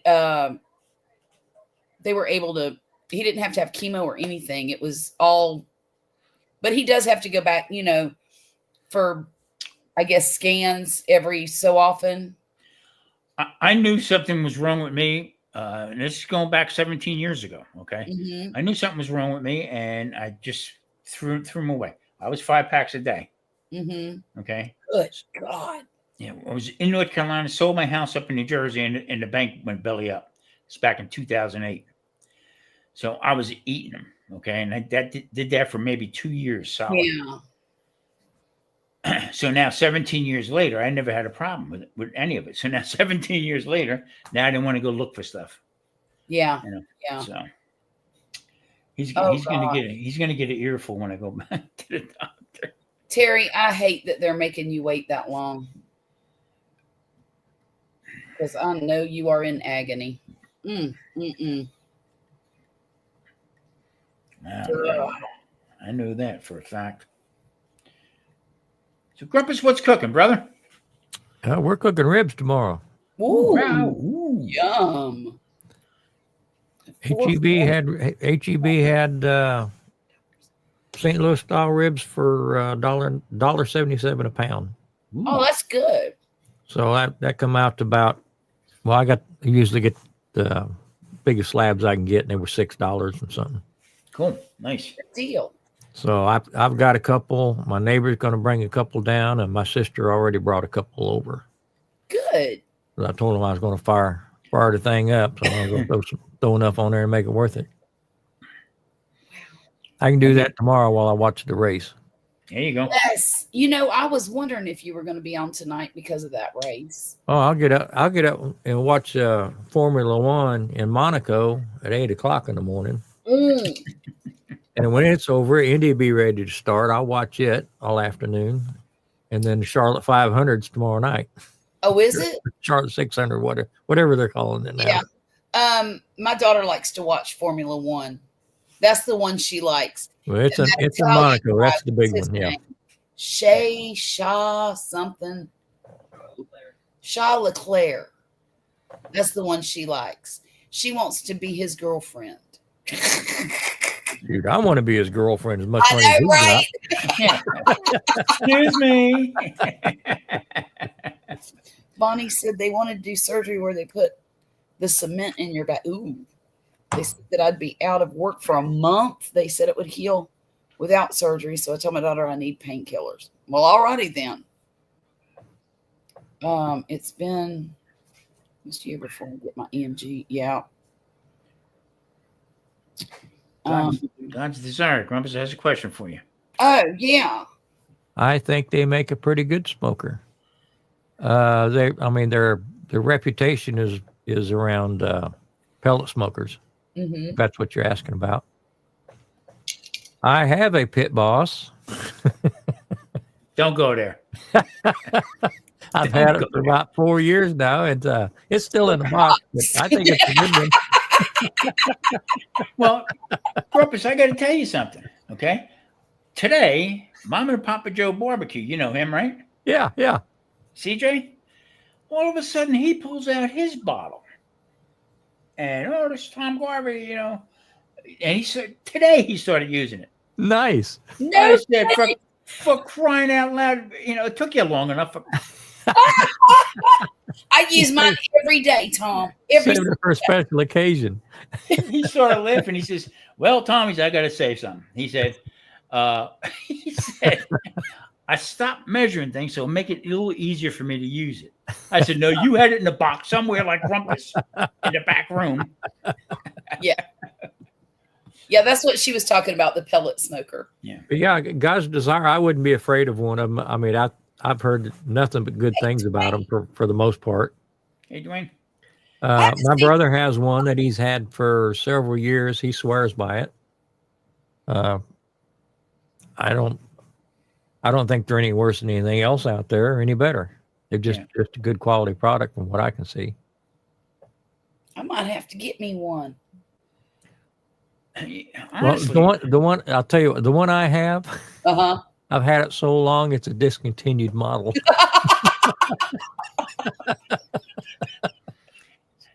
and I think it comes with meat, the one that Grumpus got. It comes with me. The varmints crawling inside making a nest. That may be a nest of varmints inside that box. Who knows? That's funny stuff. It's been sitting out on my deck with a tarp over it. That's funny. Funny. Well, my kids got me a green stalk for Mother's Day. And What I don't is know that? if y'all know what a green stalk is or not. Nope. It's Where's Jack and the Bean? Where's he at? It is a planter that's about 2 feet across, and it's round, and it stacks, and it's a self-watering thing, and it spins so that you can turn it to face the sun because it's round, so one side's not going to get the same amount of sun as the other side. So if you need to do that, you can. Now, if you put it in the middle of your yard or whatever, you don't have to worry about it. Is that one of those things that has the layers that stacks and locks in? Got like 3 lobes on each one of them or something? There's 6 on the one I have. Okay. And it's 5 tiers high. Okay. And I am so excited to use it. But y'all, and I know God's desire can probably tell me this. I don't know what kind of soil to buy for it. It says that you need to use a high quality soil. Mm-hmm. What does that mean? That's what I want to know. Most expensive. I mean, I can go buy some Happy Frog, which is about $30 a bag for 2 cubic feet. But good quality doesn't really tell you anything. Does it need to be a well-drained soil, or does it need to have a lot of organics to hold the moisture? I thought about making my own with just peat, vermiculite, perlite, and compost. Tell you what I'd be tempted to do. You got what, 5 layers? Mm-hmm. Put a different soil in each layer and test it out. do your own research. Yeah, I could do that. I'll check with my neighbor because she has one. Okay. Oh, nice. She's had it like for 2 years and she swears by it. Yeah. I have seen so many. Oh, now God's Desire says she uses Happy Frog. Okay. Well, and you know, the soil never really goes bad. All you have to do is put amendments in it and it'll be fine the next year. I So think dirt's pretty much dirt forever. Yeah. huh? I My think happy- dirt's pretty much dirt forever. It is. It's dirt forever.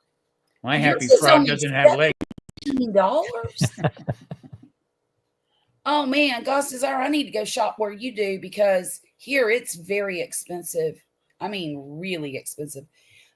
Each one of those tiers, I believe it said takes, is it 1 or 2 cubic feet? I think it's 2. Each tier takes 2 cubic feet of soil. Well, So that's gonna be if I heavy. do buy the Happy Frog, I'm only going to buy 2. And then I'm going to mix it with other stuff. Like you make your own too with peat moss, perlite, and compost. Okay. That's basically Mel's mix for the square foot gardening guy. And that stuff's amazing.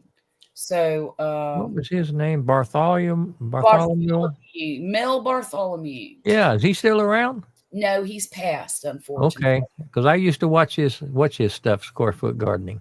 Yeah, at the local feed store. You know what? I've got one. I've got a local feed store that I buy my plant starts at. So I'll go over there this weekend and find out if they've got some. But I really would like to get it up and running. I don't really have anything to plant in it right now. But when my fall garden rolls around, it's going to be an amazing place to plant stuff. Because, you know, you can plant all your greens in there, all your beets, just whatever you want to plant in it, really. Charlotte, you said you had a hard time growing beets? Yes. This is my 12th year of trying to grow beets. And I have greens.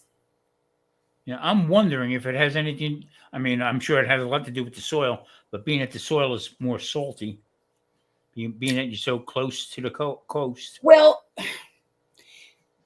I thought they needed cold. They do. And I grow them all times of the year. I've tried everything. I've tried adding boron to the soil. I've tried adding nothing but pure phosphorus to the soil. I've tried everything. I got this stuff that had all of the micronutrients for the soil. I've gotten, they call it mycorrhiza fungus. I think that's what they call it. Basically, it's good fungus or good bacteria for your soil. And it's supposed to make things grow like crazy. It does not. It does not. None of that stuff works. Only reason why I'm saying that, Charlotte, is because in North Carolina, a guy a couple miles down the road from me, he had, he must have had maybe 10 acres of ground. And he would make his own sea salt that he would sell.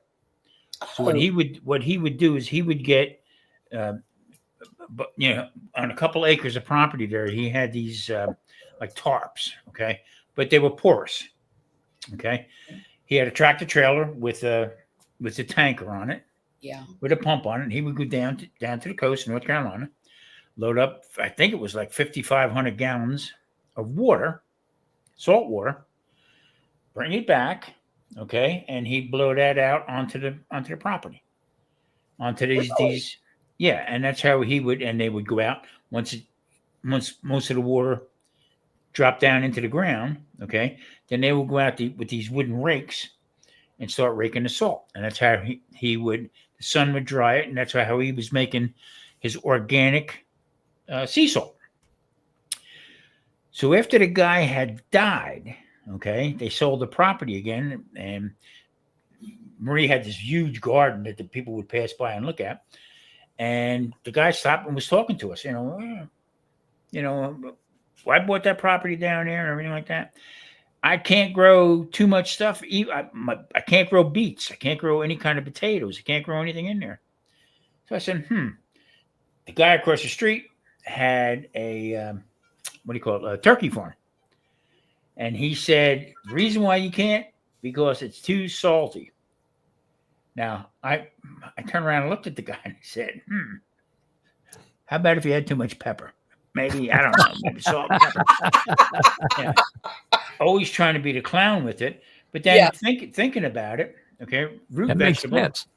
root vegetables got too much salt in it, too much calcium, basically, in the Mhm. ground. Not going to grow anything. Well, that might mean that the green stalk is a good idea for beets because I can put soil in it that doesn't have salt, unless it's absorbing it from the air. It could be too. I mean, you're close. Yeah, I'm 6 blocks away. You get a storm coming in from off the Gulf. Okay, that's bringing salt That's air in. salt water coming out of the sky. Yeah, basically. exactly. So that might be something to do with it. I don't know. It probably is. Hey, Sonia, how are you tonight? Thanks for coming in. Excuse me, guys. That my neighbor next to she also has a YouTube channel. I can't remember it right now. She'll kill me if she hears me say that. But she grows collard greens in there. She grows everything. No kidding. Oh yeah. On her balcony. Yeah. Yep. Exactly. And she, but the only thing she's a little not eccentric, but she worries a lot. Let's put it that way. Okay. She brings that in every night. Does she really? Worried about cats. We got feral cats around here Oh yeah. to take care of some of the varmints that. And run she around don't out in think the that desert. they'll dig in it during the day? No, she's got a pretty good eye on it.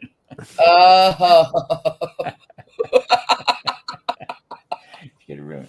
The road to good cooking is what it is. Oh, okay. That's her. Stuff.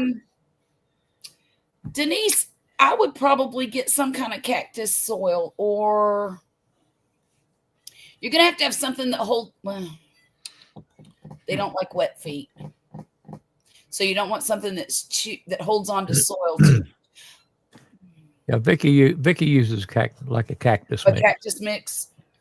Yeah, they have it bagged at Lowe's or Home Depot or anywhere like that, and it'll say it's for cactuses on it. But that's what I would use for succulents because of the fact that it doesn't hold on to water, and succulents really don't need that much, you know. Mhm. Even we got 6 tomato plants right now that from seeds. yeah.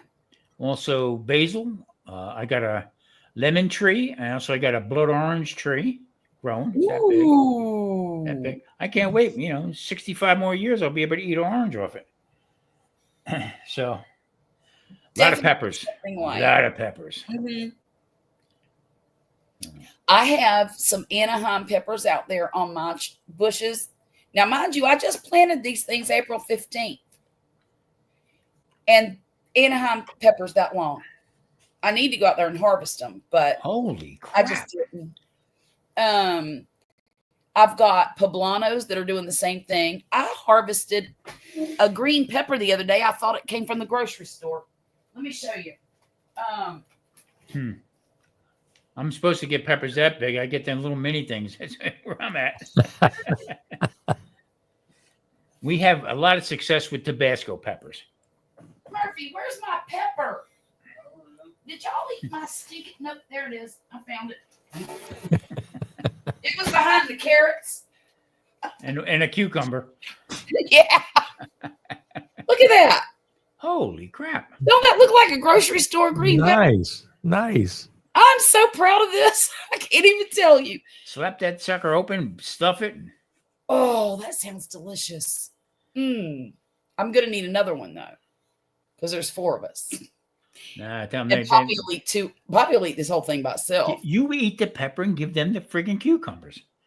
Yeah, stuff the cucumbers. I like the way you think. Stuff the cucumbers for. Them damn cucumbers. And tell them it's a zucchini. Thank you, Jackie. Good idea. I need to repot my Christmas cacti. Oh, yeah. You know what? I've never been able to grow one of those, but I am not good with houseplants. This is the best job I've ever done up here. Look. See it? This is my Thai constellation monstera, and this is my philodendron Brazil. And that's really the best I've ever done with houseplants. It's the only 2 I've got. But Well, I do have a ZZ plant up there, but it's alive. Yeah. And that's See, all we I'm get saying. no sun. We get no sun here only in the morning when it comes over the top of the building. And that's why on top, there again, on top of my smoker, I have a shelf, and that's where all the plants are. But So you they know get- what? That's the best sun to get is morning sun. Yep. The Yep. absolute best sun you can get. The rest of it, it'll just burn you up. Okay, Lowe's has a succulent mix. Yeah, that's where Vicky gets it. Lowe's. Yeah. But I've got some bell peppers out there, but they're not all this big. But here's the interesting thing about peppers for me here where I live. In the past, I've always planted peppers when I planted my tomatoes. I would get little tiny peppers in the spring, maybe early summer, but I didn't really get a lot of peppers until the fall. And if I could keep those bushes alive through the summer heat, they would go like gangbusters in the fall. They'd start giving me peppers out the wazoo. So I'm really surprised because each one of my pepper bushes, the bell pepper bushes, have like 5 or 6 peppers on it. Each one. That's early too, Charlotte. It Yeah. is. It is. Because in North Carolina, I must have had probably 40 feet long, two rows of that of Mhm. bell peppers, and they would not sprout anything until end of August, beginning of Yeah. September. That's the way mine were. But this year, for whatever reason, I don't know if it's the new soil that I got. I don't know if it's a different. I did buy a different fertilizer. I'm using Did you plant them early? 13. No, I planted them April 15th with the rest of it. It's a little over a month. I mean, Well, yeah, about 6 weeks. Yeah. Now they were seedlings; they weren't seeds. But okay, well, that even though, I mean, you know, shock from their from pot, the transplant, from the transplant, usually they stall a little bit like that. I got to tell you something. I told Marie we got the magic pot outside, not smoking pot, but the magic pot outside, because that one we had for 5 years, and it was 6'6". Oh yeah. Okay. And I said to her, really, we got to keep this again another year? You know what I mean? It looked like it needed a good meal. Well, I don't like hot peppers. Jalapenos really bother me unless you scrape all the seeds out and get rid of the membrane. I like the flavor of a jalapeno. I just don't like the heat. Well, get this. I bought some jalapenos that the name of them is Fooled You. They're not supposed to have any heat. Okay. Okay. I tasted one the other day. It tasted terrible. I couldn't stand it. And I'm like, what is this? Jalapenos don't taste like this. So I don't know. It was green when I picked it. And What did it taste like? Do what? What did it taste like? Did it taste like a bell pepper or? More intense than a bell pepper, but yes, very green like a bell pepper. Oh, bitter kind And of. a little on the bitter side. And just, I didn't like it. So I'm thinking about letting them stay on the plant until they turn a little bit red and seeing if that gives them a better flavor. Maybe they'll sweeten up. Mhm. They might be what you just said. I just seen a whole bunch in the store where I go. Uh-huh. And they had 2 bins. They had the jalapenos, and like a dope, I didn't look to see what the name of it was, but they had identical looking peppers that were red. Oh, okay. So Okay. that might be that. We had, I mean, we planted regular peppers, okay, and every one that came out was hot. Okay. Oh no. So I was pretty happy about that. Marie, she wasn't Right. too happy. Yeah, But- they have bills and bananas until late fall there. Yeah, my peppers will go till it freezes. And in fact, I have overwintered peppers in hoop house before. Mhm. And I just put a light bulb in there when it freezes and they do fine. We brought them in like it was a house plant. Yeah, I've done that before too. And was getting peppers off them. So we cut them. We cut it down. She pulled out the roots of it, threw it away, Yeah. and now, in the past couple weeks, boop, little sprouts coming up. Are you serious? Yeah. That's Yeah. great. I've had bills and okay, never mind. Tractor Supply has no heat jalapenos. See, Well, Vic- I didn't like the green ones. I'm gonna wait till they turn red and see if they're any better. And if they're not, I'm just gonna cut them out of there because there's no sense in me taking up garden space for something that's gross.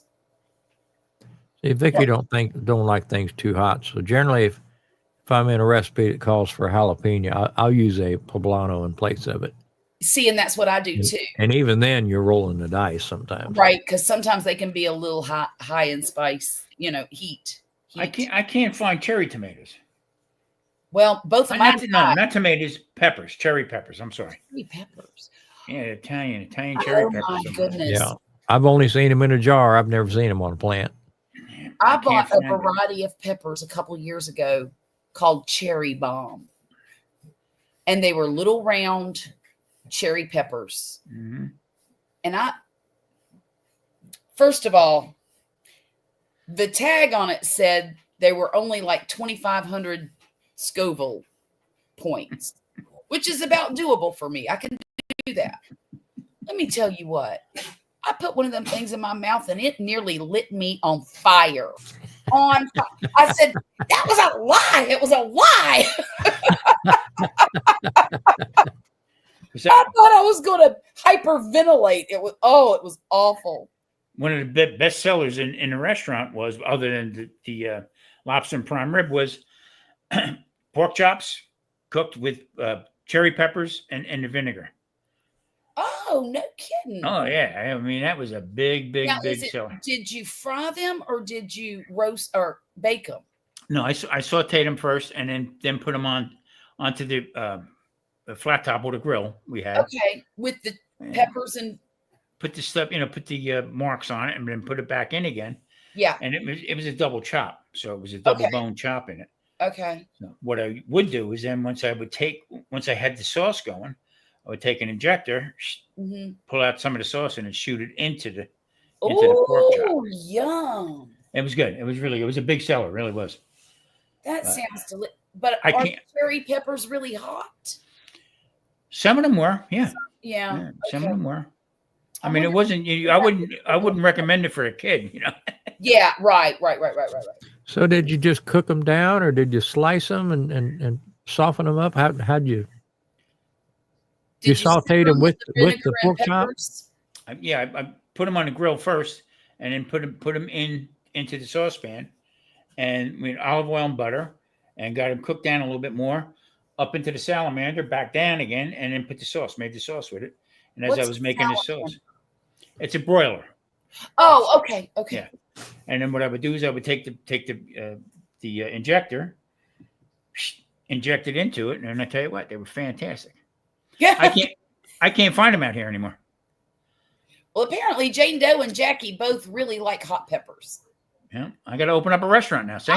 I wish that I liked them. I wish that I could tolerate the heat. I really do, but it's just I can't. Yeah, Marie didn't like hot peppers at all. Yeah. Now she eats them. But now I do like poblanos. I do like Anaheim because I like to dry the Anaheims and use them for chilies and stuff like that. Make a sauce out of them. Put that stuff in the blender with some vinegar and oh gosh, that's delicious. Yeah. Just delicious. But another thing I like to do is put Tabascos in vinegar and like the Pete's pepper sauce. Yeah, that's I put my greens. When we grew them in North Carolina, matter of fact, that was one of the bushes she had last year. Yeah. That was the only thing that grew was the Tabascos. No kidding. Looked like a Christmas tree outside. I had 3 of them one year. Why I planted 3 Tabasco bushes, I will never know. Because I had bowls of Tabasco peppers. Bowls of them. It was crazy. But I gave them all away. Yeah. We used them. And then she grew, what do you call them? Pepperoncinos, okay? Oh, I like those too. We got a string of them hanging up in the kitchen. No kidding. They are hotter than anything I have ever eaten. Really? I don't know what she did to them. Here, you like these, right? I see. Make mystery bull crap. God's Desire said she has cherry pepper seeds. She didn't plant them this year. I'm at 2570 West Horizon Ridge Parkway. Oh, you got them last night. That's great. God's Desire has been waiting on strawberry plants for, I think, over 2 months. You know what? And they got it wrong, and then they had to send out another order to her, and she's just been so disappointed. And she finally got them and planted them today. That's wonderful. You know what? I'm going to go check her channel out, and I might have to just subscribe to her. Oh yeah, you need to subscribe to God's Desire and Handcrafted by Jackie. She had we're already friends. Me and Jackie are already friends. Yeah, but you're not on her other channel, are you? No. Jackie, drop the link to your other channel because it's a homesteading channel. She preserves and does all kinds of cool stuff. Grows food, blah, blah, blah.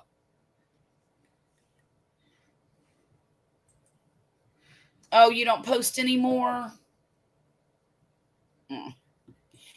She has some shorts videos of her garden. Yeah, she still got videos up. She's on Instagram under, well, I'm not going to tell him. You tell him, God's Desire, because I don't want to be guilty of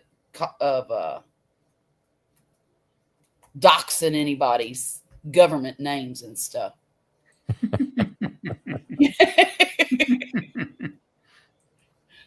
I got you. I'm subscribed. Yeah, there's her other channel. Oh, it's the same. Okay. Yeah, look at her. Look at God's Desire for me on Insta. Okay. Oh, I'm tempted. I'm thinking about buying myself this bike. It's not a tricycle. It's a 2-wheel electric bike. Fold up? Will it go 30 mile an hour? Probably not this one. Probably not that one. But my tricycle will. You saw it. I was terrified. No, it is a little scary going that fast on it. It really is. I don't like to go over about 21, really, because then I feel like I'm going to lose control of it, even though I know I probably won't. I mean, I've got my 2 hands on the wheels, but you just never know what can happen, you know? Every road out here, like in front of our place, and every place where I go, it's at least 3 lanes, okay?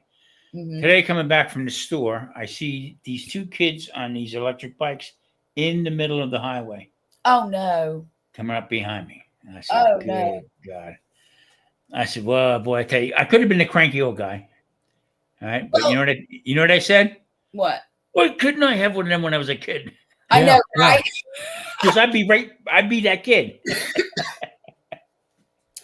Well, I don't get too crazy with mine. I did that one time when I made that video just to show that I could. Well, Patrick didn't believe I could go that fast on it. And are you still riding it? Video to show Patrick that, yes, I can. Are you still riding it? Yeah, but Poppy, it's a sore subject, Grumpus. Okay. All right. Really so anyway, this flower was growing. Thank you. But I'll tell you, I've been begging him to fix the fence for probably a year now. And he was already supposed to have it done before spring so I could get out there and ride. The fence is so bad, he's had to screw it completely shut. You can't get in and out. Oh. And my bike ramp in the backyard, and I know, right? A bridge. Need a ramp over the fence. Right. But my bike is in the shed in the back, and I can't bring it through the house. It's too wide to come through the doors. So I'm stuck. I can make circles around the garden in the backyard, but that's all I can do right now. And it's very frustrating because it's almost about to get too hot for me to be out there unless I want to go early in the morning when it's dark. I'm not driving on these streets with these crazy people out here in the dark. Not on a break. No that need. video when he fixed it, okay, you took off like a bat out of Look, I don't like to waste a whole lot of time. Unbelievable. It's a great. I love that bike. I love it, and Thank you, God's desire. Appreciate it. that I could get on it more often because it's fun and it gets me out of the house and it, I can socialize with folks that way. I can There are more and more people around here that have them. Yeah. Okay, these electric bikes. I mean, I've never seen so many of them like that. At first, like I told my daughter, I said, "Well, it looks like everybody's physically fit." No, they're not. They're not pedaling nothing. Well, and I'll tell you this: even though usually my cruising speed around town is about 16 miles an hour, between 16 and 18, and I always pedal no matter where I'm going. I do not just sit on that bike and push the throttle. I'm always pedaling it just for the exercise. Sure.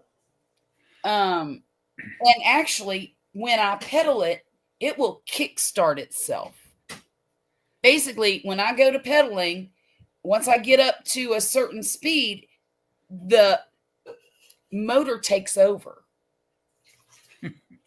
And I can put it in, there's 5 different speeds I can put it in. If I only put it in speed 1, it'll go about 10 miles an hour just with me pedaling. Wow. And that's fine, when I'm just tooling around the neighborhood. Is it self-charging? What do you mean? No.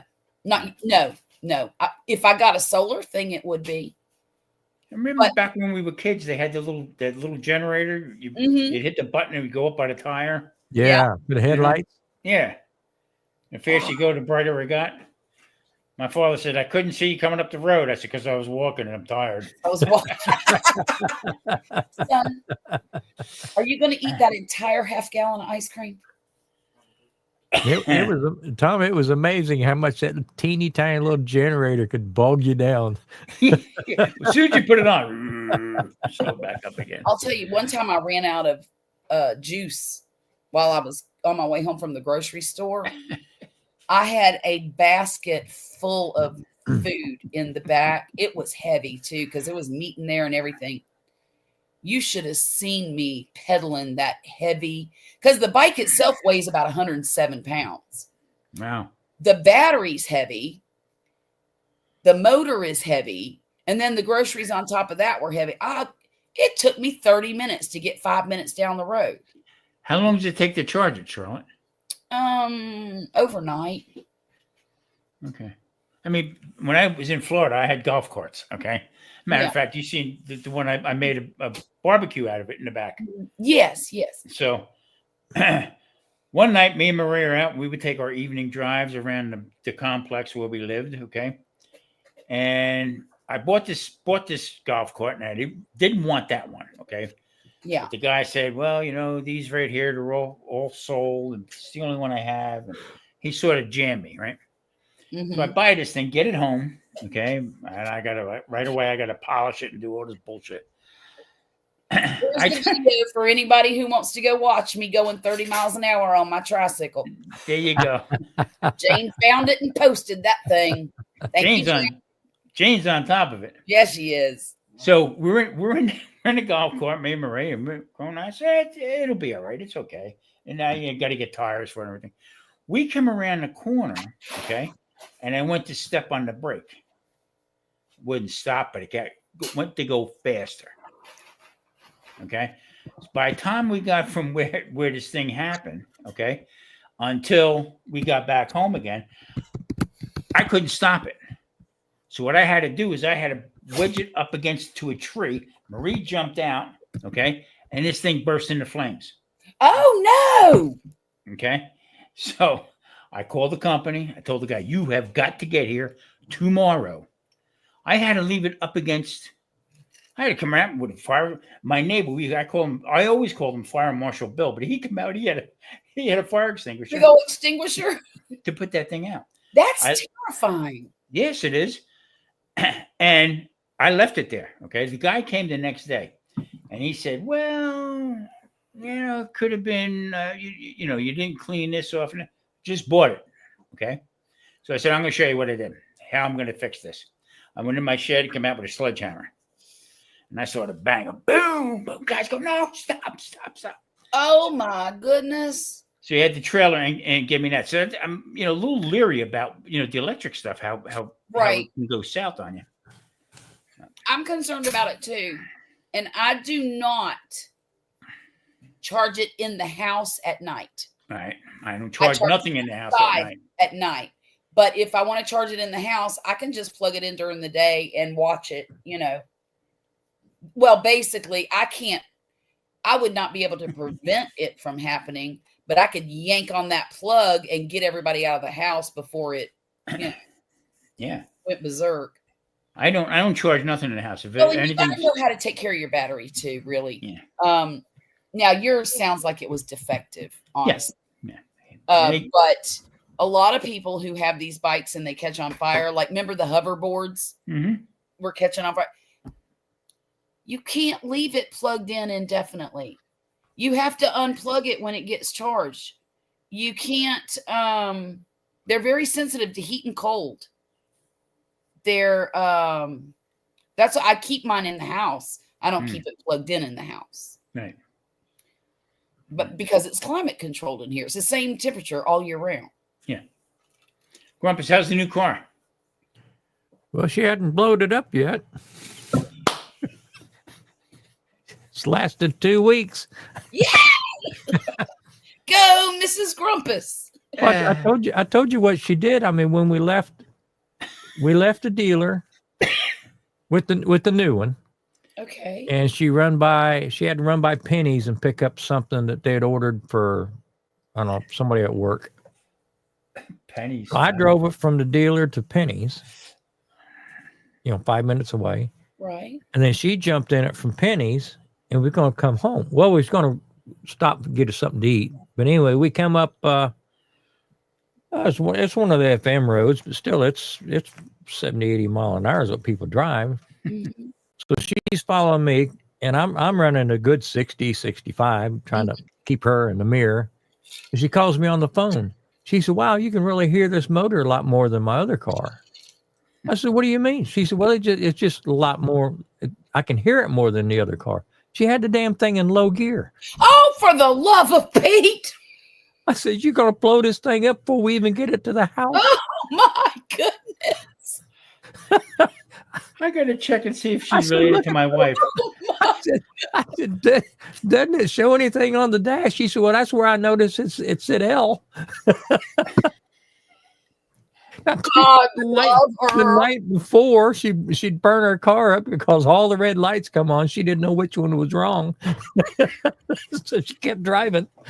Oh, my gosh. We moved from inland to out on a peninsula. Okay. So there was water on either side of us. So I'm sitting in the kitchen. Okay. And Marie's coming home from work and I see her way past the house. That's it. That's number one.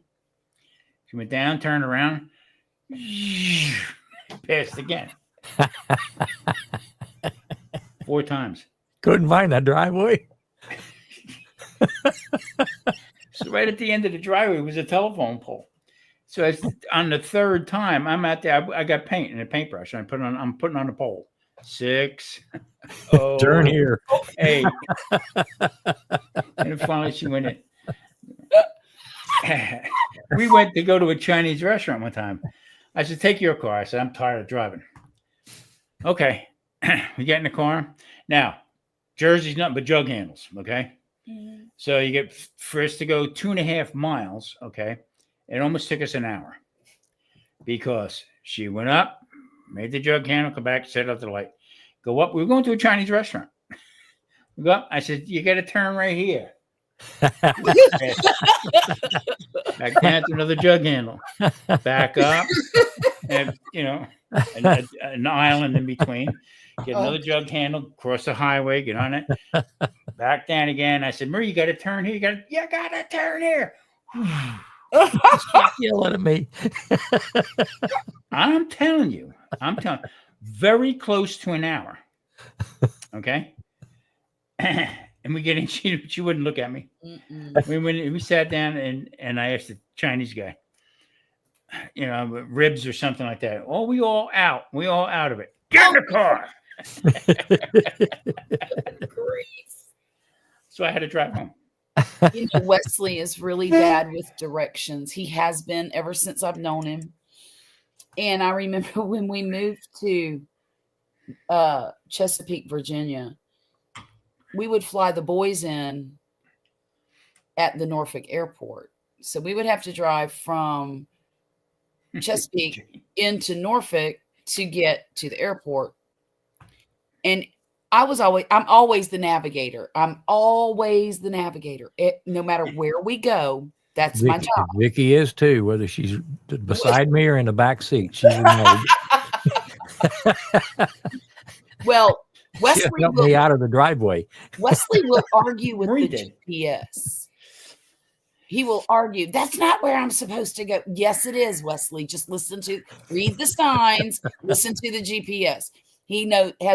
We live on the Gulf. And if I say go south, he says, what direction is that? I said, where the devil is the beach? You can't go any more south than that. That's the beach. Well, that's the problem. He ran out of south. Well, if you keep going, you will. we lived in North Carolina. Okay. This is Yeah. before, they had the GPS and stuff. So you would get a printout Yeah. all right, of the directions. So we were going to my brother's house in Florida, down in Naples, Florida. So we're going from North Carolina to Naples, Florida. I give Marie the directions. Says, here, hang on to them, and I'll ask you when I'm needed. And you just go through and pick it out. So she's sitting there looking. I says, okay, let's go. And she says, turn right at gate. We lived in a gated community. Uh-huh. I went like this with the papers. Give me them. Oh my God. Right from the gate. So one time we go, this is like, we've been there for 2 or 3 years already. We're on our way to the airport to get the boys. We pick up the boys. We're driving home. He goes, which way do I go? I said, I don't know. Charlotte, I'm not kidding. Which way do I go? I said, find your way home. I'm tired of this. You should know how to get home. We've been here for 3 years, for crying out loud. I didn't say a word the rest of the trip. I mean, I talked to the boys, but I didn't tell him how to go anywhere. He looked over at me. He says, you're an asshole. Okay. But he found his way home. Yeah. It took us an hour to get 20 minutes home, but he found his way home. I was so mad that day. I got so, but see, now I'm. Hello, Maria. Yeah, I'm not talking about you, Marie. She opened the door. I had to look at her hands first. She had water. I thought she might have had a hammer. She bring you water. I didn't even see her. Did she come in there? Yeah, she came in. I didn't even see her. I wish. Hi, Marie. No, she's gone. Are you kidding? Well, I know, but that's okay. Hi, Marie. Unbelievable. It's hard for me to get lost. Yeah, me too, Simon. I don't get lost. Never. We like I said, we were moving from North Carolina to Florida. So whatever, I sold everything again. And Yeah. just what I could fit in a little Chevy, Right. is what we took. So that's when GPS was coming out. So what I did was, I said, now listen to me. It's highways. When I get tired, you're going to drive. Mm-hmm. Okay. All right. Well, I don't feel it. I'm nervous. I said, you'll do fine. I'll set up the GPS.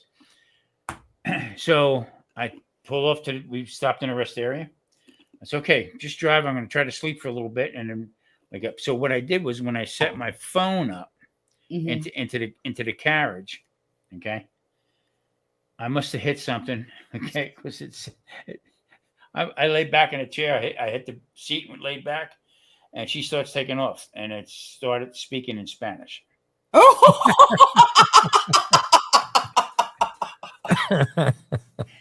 She was like a nervous wreck.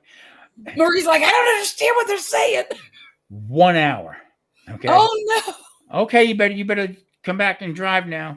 I'm tired. Tired. I just Oh drove my 14 hours for crying out loud. What do you mean tired? goodness.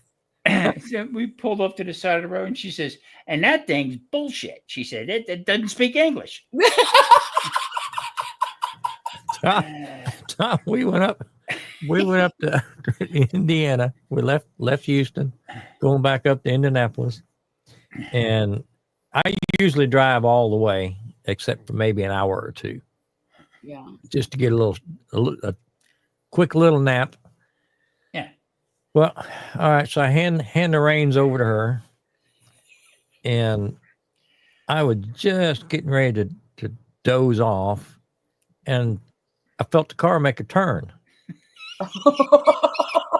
We're on the freeway. Why are we turning?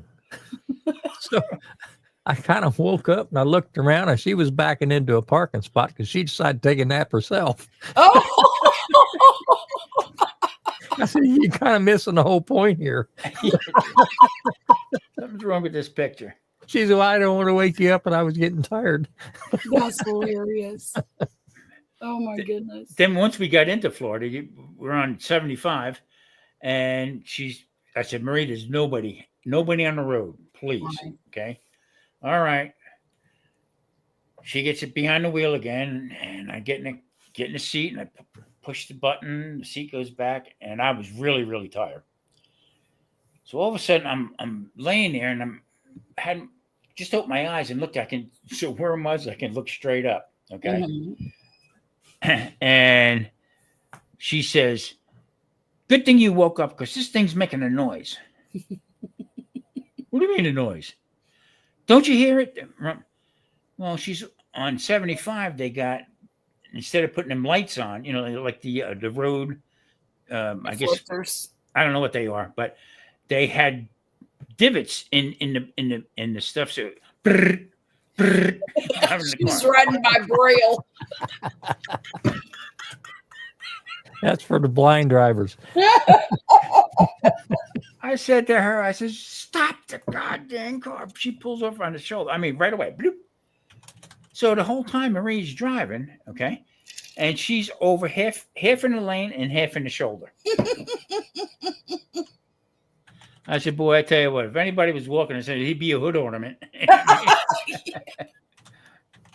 My daughter went to she used to live in Virginia when we moved down here, and she would come down and visit us. And right before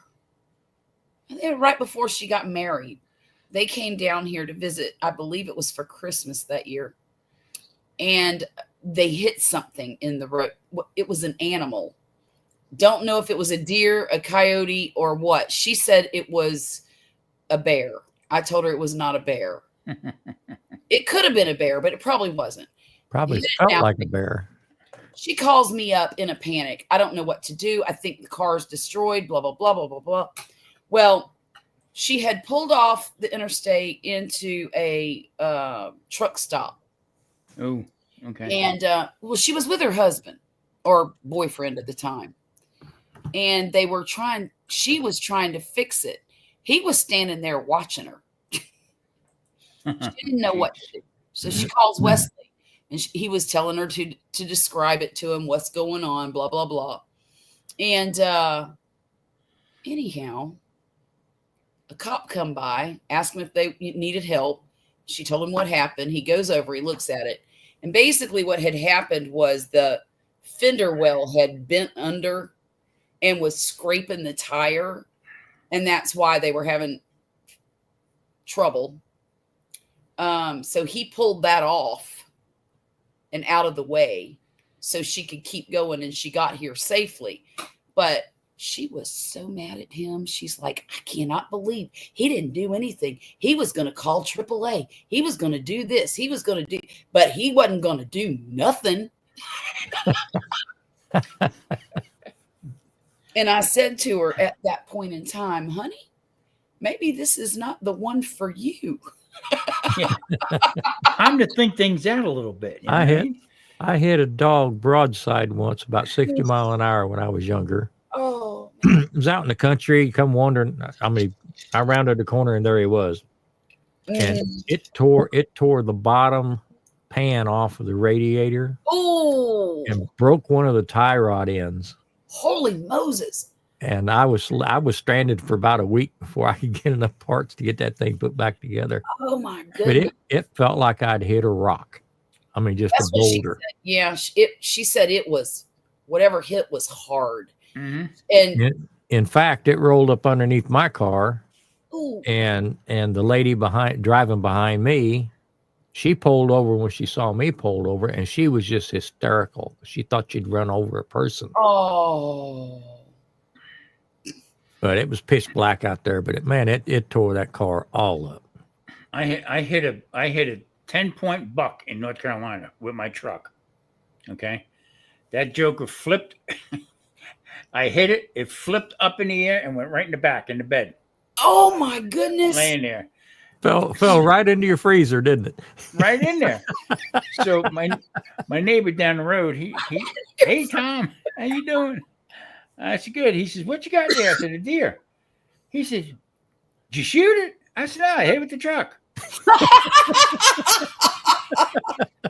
Denise said one of the nurses I work with hit a black cow broadside. Oh man, I bet it did total out. Yeah. Good grief. So a couple weeks later, I got the truck fixed and everything else like that. So I'm going down. I see my neighbor. He's out in his yard. So I stopped to put the window down and I says, hey, what's up, Ronnie? How you doing? He says, hey, Tom, what you doing? I said, I'm going hunting. He just looked at me, shook his head, and off we Oh went. my gosh. Well, Texas, FM 1960, Grumpus, I had a herd of cows. I don't know where they came from. Okay? Oh yeah, you'll see him anywhere. I was sitting there. I said, for crying out loud, look at this. And they just, you got to give them the right of way. You that's a big deal in Texas. Hit or kill a cow. There you go. Well, I mean any area around Houston that has like pipelines and things like that, Mhm. the companies will put cattle on that ground, even just a handful, because they get a tax break if it's agriculture. And keep the grass down. Oh my goodness. Keep things mowed down. And Bonnie said, I hit a deer. Everybody said, did you bring the deer home? I said, what the heck am I going to do with the deer? They said, well, here, if you hit a deer, you can have it. I said, I didn't want it. I left it. Oh my goodness. Yeah, that joke went right in, boom, right in the back. I said, son of a bitch, look at that. Unbelievable. So I would put my grandson when he was like 3 years old. I carry him out to the truck, put him in the back in the seat, in the car seat, okay? Mhm. And I tell him, because I want him to go take a nap, all right? Mhm. And I put him in the car seat. Come on, Danny, we'll go look for animals. Mhm. Okay. Mhm. So one day I'm making a corner, I'm looking at him, he's just starting to go like this. And then he went, hey, look. And it was 5 deer in the middle of the road. He said, we seen the animals, Pop. Let's go home.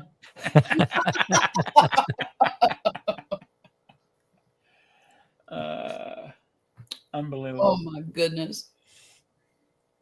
Well, I know where my dad lives. You got to be really careful. Yeah. On those back roads because there's deer everywhere. they pop up out of nowhere. Mm-hmm. Mm-hmm. Mm-hmm. There was a man who got hit by a Toyota. His response to everyone after it happened was, oh, what a feeling. That's funny as hell.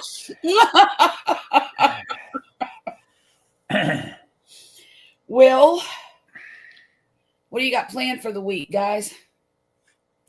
Yeah, I'm cooking tomorrow and working Monday. Are you working Monday? It's Memorial Day. I know.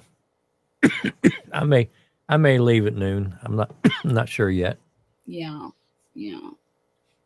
I'm not doing nothing. I'm just gonna hang out. It's too freaking hot to do it. I might go up to the pool. I don't know. Okay. I mean, I'm gonna cook tomorrow, but that'll be for eating Monday. Yeah. Yeah. Yeah. I don't know if I'm gonna do any cooking or not. I got When I some. say cooking, I'm smoking them ribs up. But that's Yeah. Right. That's it. I might go get some ribs. That sounds good. Yeah. Well, that's something I can throw out there and then come in and watch the race. Yeah. Yeah. Well, and I can just have the boy cook it. I hit the dang deer. It ran across the road at 11 o'clock in the morning on a bright sunny day. Until then, I thought deers only came out at dusk. They said it's running season. Yeah. She said, well, it was running. It was probably rutting Yeah. Yeah.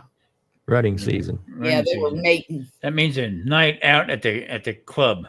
Yeah. Club Buck. Club Buck. I don't think I'm going to do anything. I'm going to make Poppy do it all. I've got to where I don't cook on the weekend. I do the laundry. I do the dishes. And that's about all I do. Mm.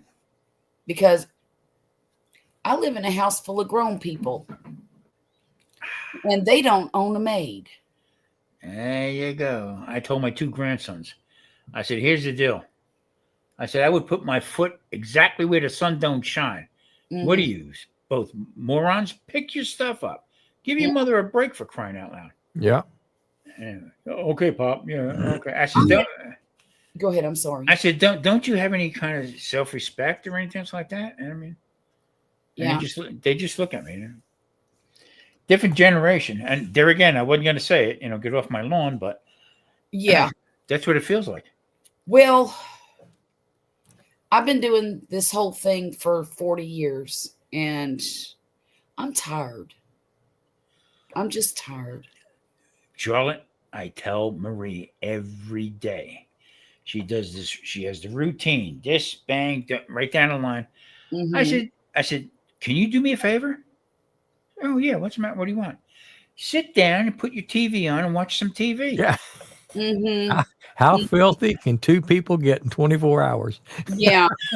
Grumpus, I'm telling you, I'm stone cold serious about it. I hear you. She says, well, it's got to get done. And no, it does not have to get done. Laundry every other day. So when she does the laundry every other day, okay, the shirt I wore on Monday, she washes it on Tuesday, okay? Yeah. Wednesday, the shirt's back out again. I said, I thought I just wore this. Well, I do laundry every day because there's more of us here, obviously. Yeah, sure. And then you got the towels and the sheets and the blankets and the blah, blah, blah, blah, blah. So, but I do a lot more on the weekend. I do 1 load a day during the week. And then whatever's left, I finish it up on the weekend. But I'll tell you what, I'm getting tired. Yeah. Of cleaning up after everybody and Shouldn't have to be. cooking for everybody. And like I said, there's 4 grown people living in this house. Charlotte, I got to make a confession to you. What's that? Okay. So when we lived in Florida, all right, Mm-hmm. we had a talk about maybe I can help you with the laundry and stuff like that. No, I can do it. I said, well, you know what? Maybe you want to take it, stay the day at the pool and stuff. Mm-hmm. Right? So I said, I'll do the laundry, but there was a method to my madness behind it. Okay. So what I did was I took one of my shirts. Okay. I had like 3 or 4 colored shirts, but I had like 3 of them the same color, like a blue shirt. So I took the one that don't fit me anymore. It was real small. And I laid it all out on the bed, the one there. And I says, I don't know what happened. This shirt don't fit no more. That's it. You're not doing the laundry no more. Damn it. Brilliant.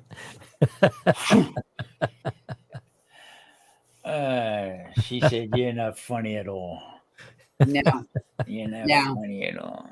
No. That's underhanded there. It's really underhanded. But she gets me back. Well, just like tonight, Poppy made drumsticks. I really like drumsticks made like chicken wings.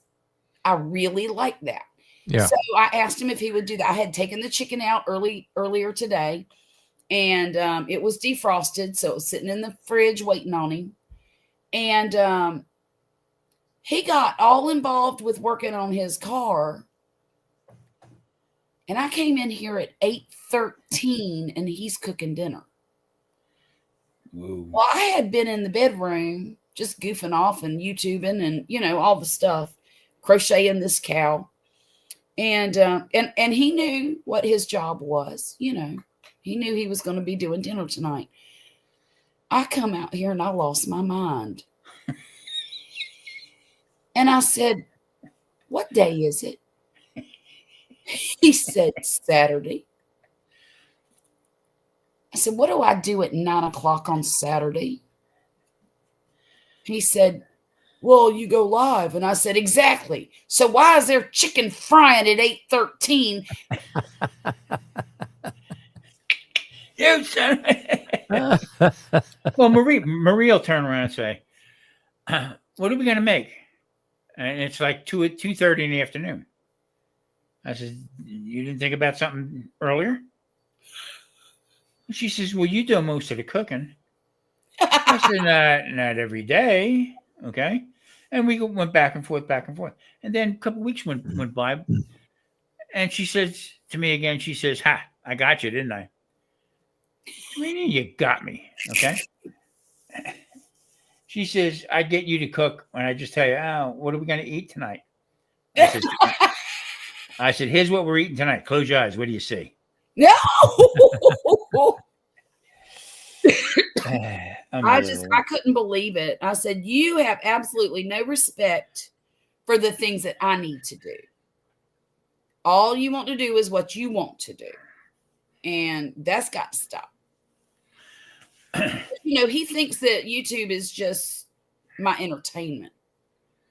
And for the most part, it kind of is. But I got paid $114 this month. There you go. Sweet. There you go. And he'll get the benefit of some of that eventually. Not right. He ain't getting none today. He might get hit with a I hear chicken that leg. all the time. He might get hit with a chicken leg. He might. Well, and the thing is too, he didn't even do it right. The first batch he did fine. The second batch was fine. The third batch, I looked up there. There's still 2 of them sitting up there because I haven't put it away yet. There's blood on the paper towel. I'm like, did he not cook? He didn't cook it all the way. There you go. I'm like, why you want to have the dinner? Mm-hmm. Aggravating cuss. Well, just before I come up with you Mm-hmm. guys, I don't know if you see it when you go on your. I don't even know if you have vidIQ. I do. Okay. Well, I had that for a while, and I had the paid version. I got rid of it. Okay. I don't have the paid version. So I just got the free one. Okay. Yeah.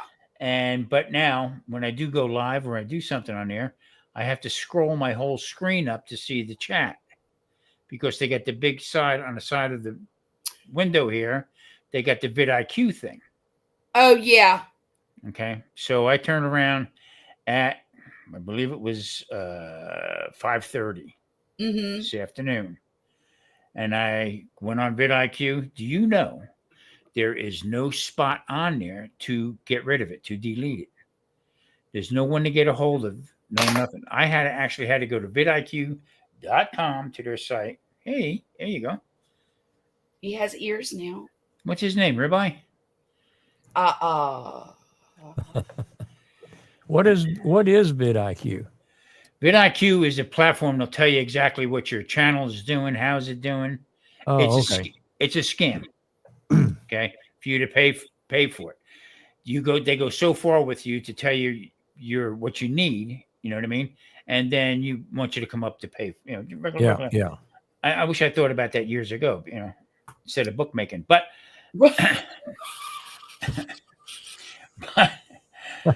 So I finally get. It was probably about an hour later. I finally seen where you can hit a chat. All right, get the chat. You can't type in anything until you put in what you want to chat about. Mm. Okay. There's no way to get rid of it whatsoever. So I hit on one thing like that, and then a screen come up for you to chat with them again, and then you got to hit another thing. Okay. And I said, problem with my app. Yeah. Okay. And then finally this picture come up of this lady, and what is the problem? Tell me what the problem is. I said, I want you off my page. Yeah. I want to quit this thing, the whole bit. Do you know it took another hour and a half for her to get it shut down? No kidding. Yeah. Yeah. Mine's not like that. Mine, let me show you. Mine is in this little box right here. Okay. And then if I want to, I can, well, fiddlesticks. I can tap on it and it comes down. See Yeah. it? Yep. It went down. So on a live like this, Mhm. it doesn't show up. Okay. But if you Mhm. go on and say you go onto my channel and want to watch a video, or I go on your channel and want to watch your video, it chops up on the Up there side. on the side. Okay, I see what you're saying now. Okay. Yeah. And there's no way to get rid of it. I mean, so Mhm. finally I went back and forth and I said, exactly what is your name? Okay. Where are you from? I'm typing all this stuff in. And I said, because my attorney is going to hear from me about this. Oh my. Can be good. Hey, Derry. Finally, she typed back. Her name is Julie. Finally, she said, I am sorry for the inconvenience. We don't want none of our customers to have this kind of problem. Blah, blah, blah, blah, Mhm. blah. It is now deleted. Okay. Okay. So just before I come on, I'm going to back up again. It's still there. Oh my goodness. Yeah. Well, I have not had any problems with mine, and I'm pretty happy with it. I've had it ever since I think I started YouTube, actually. I mean, what is it good for? It tells you how many views you get every day. It tells you how many hours of watch time you have every month. It can tell you a lot of stuff. How many subscribers you get in a day. I mean, you can get all that on YouTube Studio. Yep. Yeah, but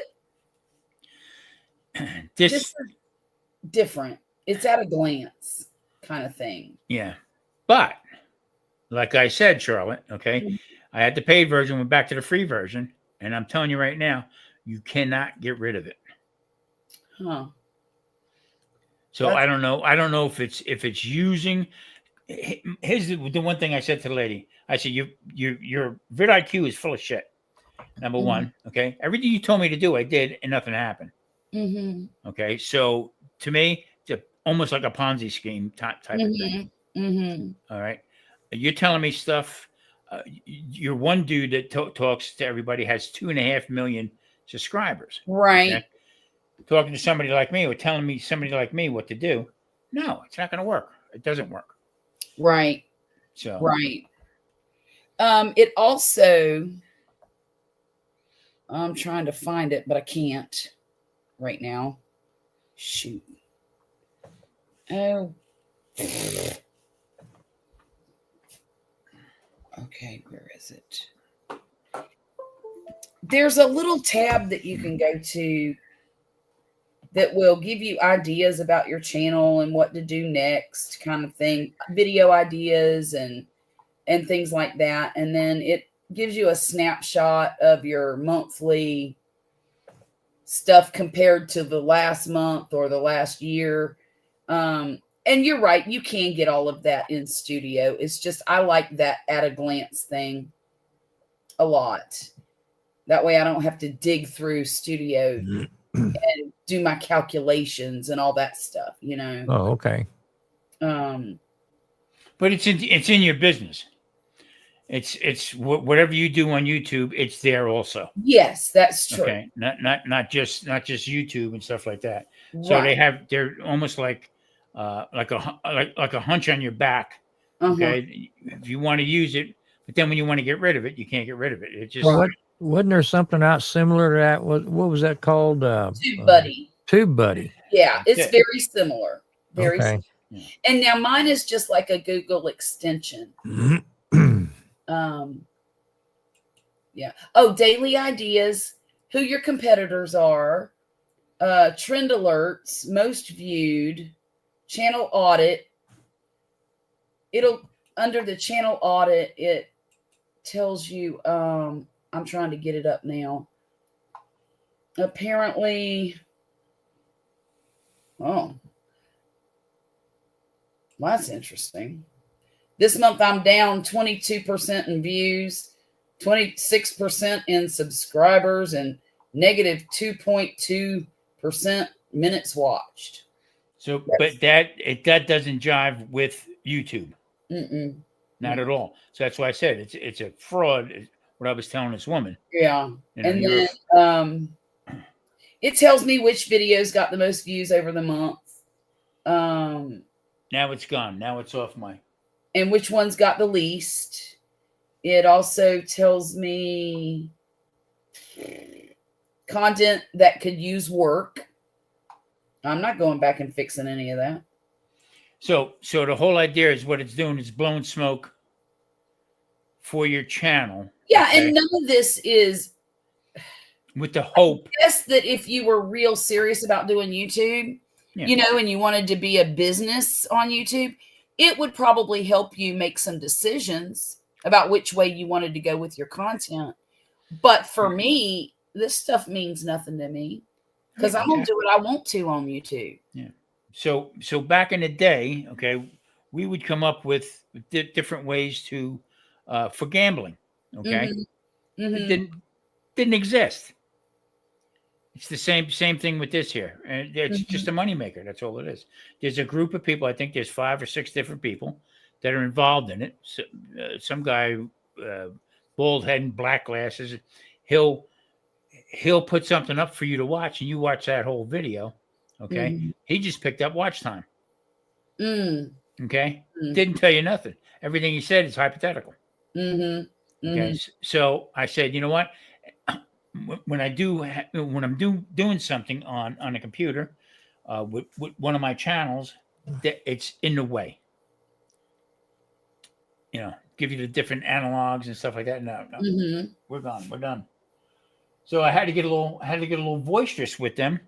Okay, you're a fraud. I kept saying you're a fraud. This is bullcrap. Why do somebody who's trying to make a living out of YouTube got to go through your nonsense that you can't get out of here? It wouldn't let me change. It would not let me change my password.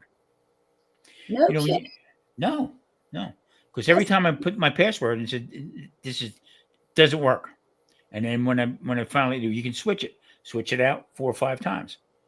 Wouldn't work. That's when I lost my. Yeah. So I think y'all that this week I got my 20-gallon tank outside. It's a long 20-gallon. And I think this week I'm going to set it up here.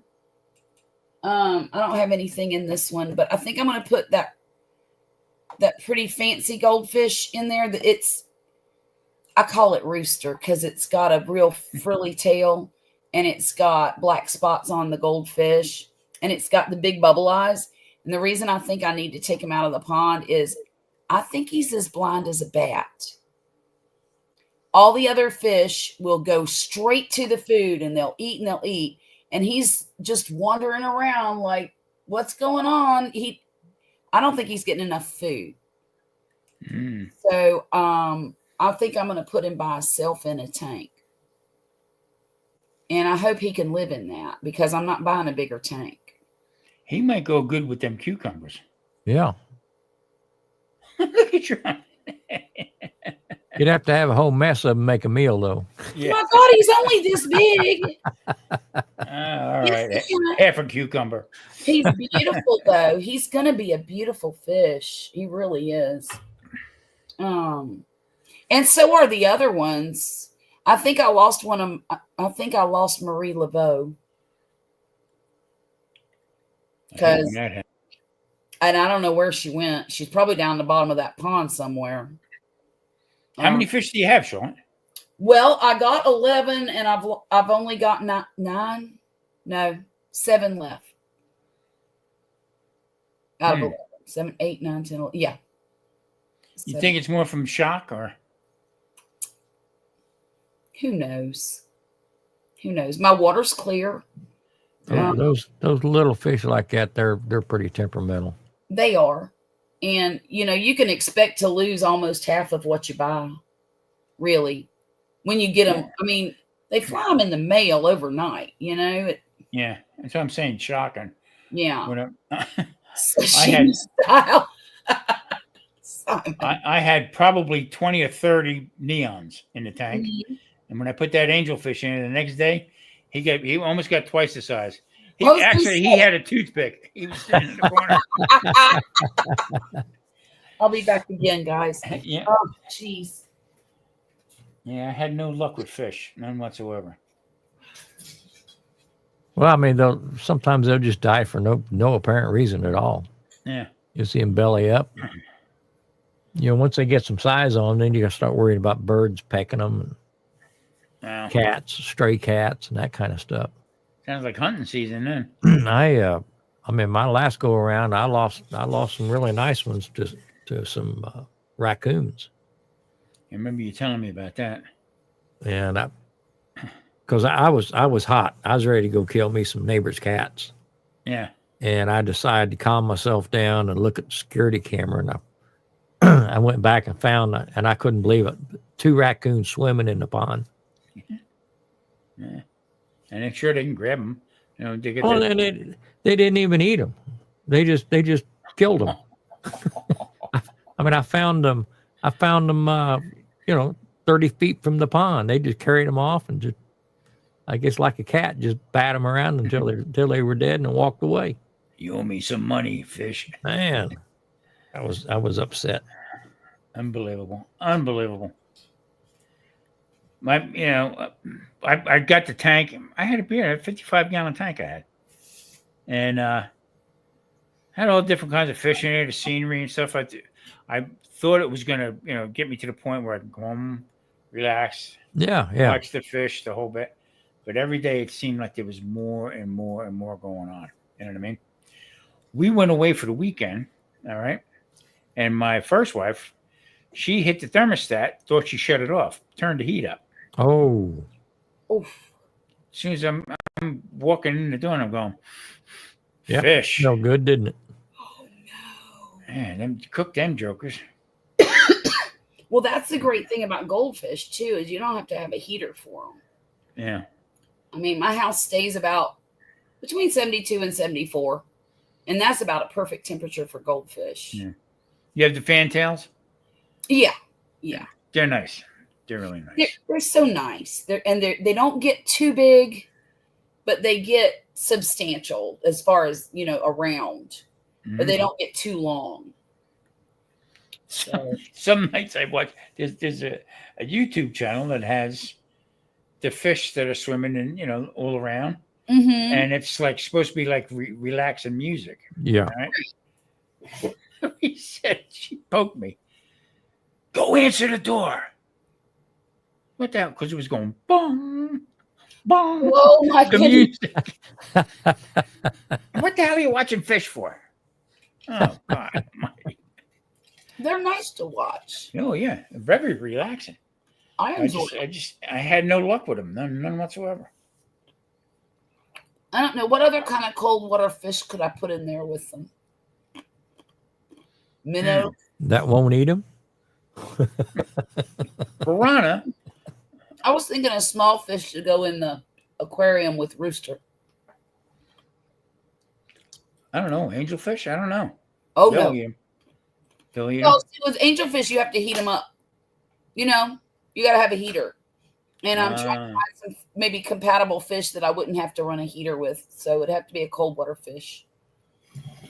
Yeah, that sounds like a question for the internet. I don't know. I think I'm going to ask Google. I don't know. I know I could probably put Dolphin in there. rasboras in there, maybe. Some what? Rasboras. I don't know. Oh. I haven't had a tank in so many years. And I like the little Danios with the little spots on them. I think those are so pretty. But then again, you're still into tropicals. Well, that's true too. Yeah, you're right. Let's ask Google. I mean, you could put more goldfish in there with him, give him some company. I don't know, because I just think that most goldfish need about 20 gallons to themselves, don't they? I don't know. I throw them in the backyard. I know. I don't. Cold water fish. All I know is I can buy them. I can buy them big around as a quarter in the spring, and they're as big as a tennis ball by fall. Right. I'm feeding these things 2 and 3 times a day because I want them to get bigger quick. If as long as they're eating it. Yeah, they're eating it. Yeah. I mean, I only throw little, not much at all. You know. Yeah, I mean, you just don't want it. You don't want to give them so much they don't eat it. That spoils the water.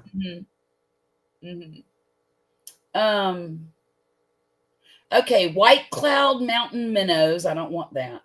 Zebra danios. Rosy cold water. Yeah. Zebras in cold water. Yeah. Okay, well that'd be a good one to throw in there. I don't know about the rosy barb. I don't know what that is. And dojo loach. I'm not getting one of those. They get huge. I don't want minnows. But they do school together, and they could kind of have a little bit of a flow. You know what I mean? Yeah, I mean, a dozen Daniels would look good in there. I think so too. Because they'll school. Mm-hmm. And, and they're middle to top fish too. They don't go deep. Yeah, that sounds good. So are you going to have is there anything in the bottom of your tank? You're going to leave it bare, or are you going to put? I'm leaving it bare. Okay. Because that way I can vacuum it and there's no obstructions or anything like that. Yeah. I might put some little baskets on the back and then grow some plants out of that. I would put some kind of a rock or something inside. I mean, even if it's just a single rock. Yeah. Give them something to swim around. Something to entertain them. Well, yeah. I mean, it just. Mm-hmm. That's a good idea. It'll put more motion in your tank. Okay. Yeah, I could do that. I've got some ornaments. Basically, they look like when you see pictures of fallen cities under the water, the big columns and stuff. Yeah. It's kind of like that. I could put that in there, and I also have these square things. Actually, you know what? If the goldfish tried to intimidate the little fish, they could swim inside that cube. It's not a cube. It's a rectangle cube, whatever that is. Safe house. Yeah. They could go in there and kind of escape. So, yeah, that's kind of a neat thing. Oh, did you know? I don't like that they do this, but zebra danios come in the glowfish. The neon colors like pinks and blues, and I've only seen the green ones. There's green here. They got a real bright yellow, a pink and orange. I don't see a blue. That's interesting. But I didn't realize they were cold water. That's what it says. All right, let's get back to that French toast you were talking about. Sourdough bread. I love French toast. That is my favorite thing. Even when I was doing the Atkins diet, every Sunday I made French toast. I would have my eggs, my bacon, and one piece of French toast. Yeah. And I still lost all that weight. Yep. So. Well, if you don't, like I said, if you don't have type 2, you can get away with it. So. Right. Oh no, Jackie, he didn't. He just wanted to he wanted some food. You know what? I'm yeah, food porn. No, I'm still I still do keto, but I also I dabble with a lot of other stuff right now because I'm into it 6 years. So Right. I got my blood sugar to where I want it, and Right. now I can just jump around with it a little bit. But Yeah. this is the problem, okay? Because now I'll go to bed now with French toast on the mind. You know what I mean? Yeah. And, or something else. Right. Well, I can get away with that, and then You know what I really like to do with it is like put blueberry pie filling on top of it.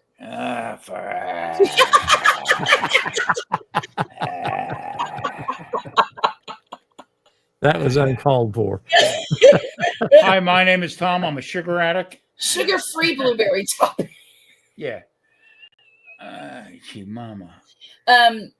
Jackie, when we were talking about making pizza, though, we were talking about doing it the keto way with just a cheese crust. No, we weren't. Sure we were. No, I'm only teasing. Sure we were. I'm only teasing. I am really hungry, and all I had tonight was 2 chicken legs for dinner. I didn't even eat no supper tonight. I'm going to go get into something I probably shouldn't after a while. I was just going to ask you what you had for dinner. Well, I forgot. my sister yesterday texted me. She invited me to a fish fry at her church today. Oh. So we went and spent all afternoon eating fried fish and all the stuff I shouldn't be eating. Fried fish, shrimp, fried chicken, all that kind of stuff. So that was around about 1 to 3 o'clock. And then I asked Vicky about 8. I said, what are we going to do about food tonight? She said, well, we had all that food. I said, that was almost 6 hours ago. You sound like Poppy. Yeah. She said, well, let me see what I got. And that's when I checked my Instagram. I was, oh, shit, Charlotte's already live. She said, you want me to bring something to you? I said, no, I'm not going to eat on TV live. Pizza. Yeah, that's the other channel. That's not the keto channel. Bonnie, you know what? That is good syrup. I agree with you. I have some in there in my pantry. And you're right. What's the name of that? The sugar-free syrup you can get at Walmart. Oh, geez. Maple something. Maple Grove. I think that sounds... It sounds almost right. Anyhow, we have some of that here, and I use it all the time. Yeah. Yeah, I was making real pizza. In fact, I just perfected dough. Wouldn't that be an ironic kick in the teeth? But I actually made bread today. It sat for 3 days. I had the dough. I'm making it now. I'm gonna make another video coming soon, but I'm gonna be using liquid dough. I'm gonna make a pizza with liquid dough. What is liquid dough? Very loose. Oh, okay. Yeah, very loose. But tonight I made it. See, Tom, you blew it. You were supposed to say, well, you're going to have to watch and find out. Oh, no, you guys. Well, I'll tell you this. I saw a shorts video today. That was so stupid. This guy used butter pecan ice cream and flour to make bread with. He called it 2-ingredient biscuits, but he put it in a loaf pan. Why? I don't know. He baked it. He spread butter all over the top of it, and then he cut it into slices like banana bread. And said it was delicious. I don't believe him. Yeah, I don't either. I don't either. You can watch somebody. This one guy, he put out a thing where he was watching different videos to see if it was legit. Okay, and he did exactly what it was. And on one video, I forget exactly, it was some kind of dough. He bit into this thing. Oh my goodness! And he, don't do this. Do not do this. It's crazy. I can't imagine somebody just mixing ice cream and flour together and getting anything worth a darn out of it. Yeah. I mean, even today's ice cream is artificial. Everything's artificial in it. So unless, of course, you're buying Haagen-Dazs. Man, that could be.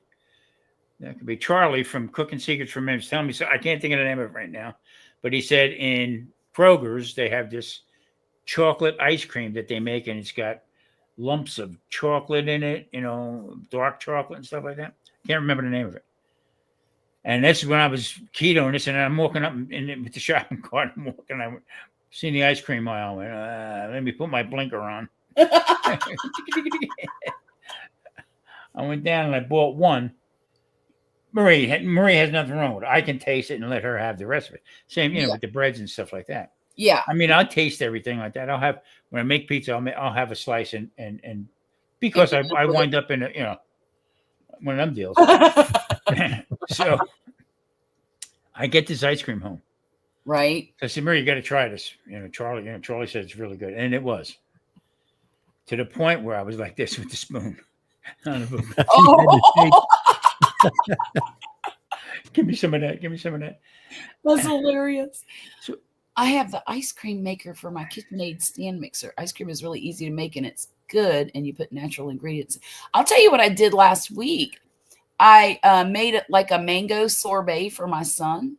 And I had frozen mangoes in the thing. I put a can of, about a half a can of condensed milk in it. And then I added a little bit of half and half just to cut the taste of that condensed milk. And I sprinkled tahini in there. And I put it in the Magic Bullet mixer. And I poured it into a Tupperware thing and stuck it in the freezer. Man, when he got home, he was so happy. I thought he was going to jump up and down. He grabbed that thing and ate it so fast. He goes, "You want some, Mom?" I said, "No, I don't want any, honey." And he says, "I'm going to eat some." I said, "Okay." He grabs the whole container, takes it in the living room, comes back. The thing is empty. Like, oh my. He said, "Mom, that was really good. Would you make it again?" I said, "Well, I don't have any more mangoes, but when I get some, I will." I said, "Hey, maybe we should try it with blueberries." He goes, "That sounds great." When I first started doing keto, the whole idea is to shake the addiction. You know what I mean? To the sugar and stuff like that. Yeah. So now you start going down a rabbit hole. Found people make ice cream with heavy cream and stuff like that, and you can do this at home, and it all tastes like crap. No matter how the whole idea is you got to walk away from it. If you get yourself to the point where you feel full, you don't have to have a snack. Right. It took me a long time to get that full to get feeling. to there. Yeah. So one night I made with the heavy cream, and I put cocoa powder in it. All right, and I was using monk fruit for the sweetener. Okay? That affected me. All right, but I made this, calling it ice cream. And when Marie don't like nothing, or if she don't like something I make or whatever, she'll go like this. She goes, good. And then puts it away. So yeah, okay, done. Yeah, I said, so obviously you don't like the ice cream. She said, well, I wouldn't actually call it ice cream. Okay. I said, well, what would you call it? She said, frozen heavy cream with cocoa powder in it. And some crap sugar. Oh God. And then I got to the point where, you know what, I got to stop this stuff. I got to kill it. You know what I mean? Yeah. But I'm at the point now where I hit the age. I hit my goal, lost the weight, and now I dabble a little bit here and there.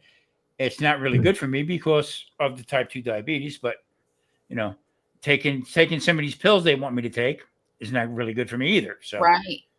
What's the alternative? Right. I don't know. Put real fruit in it. Use whipped cream. I can't remember.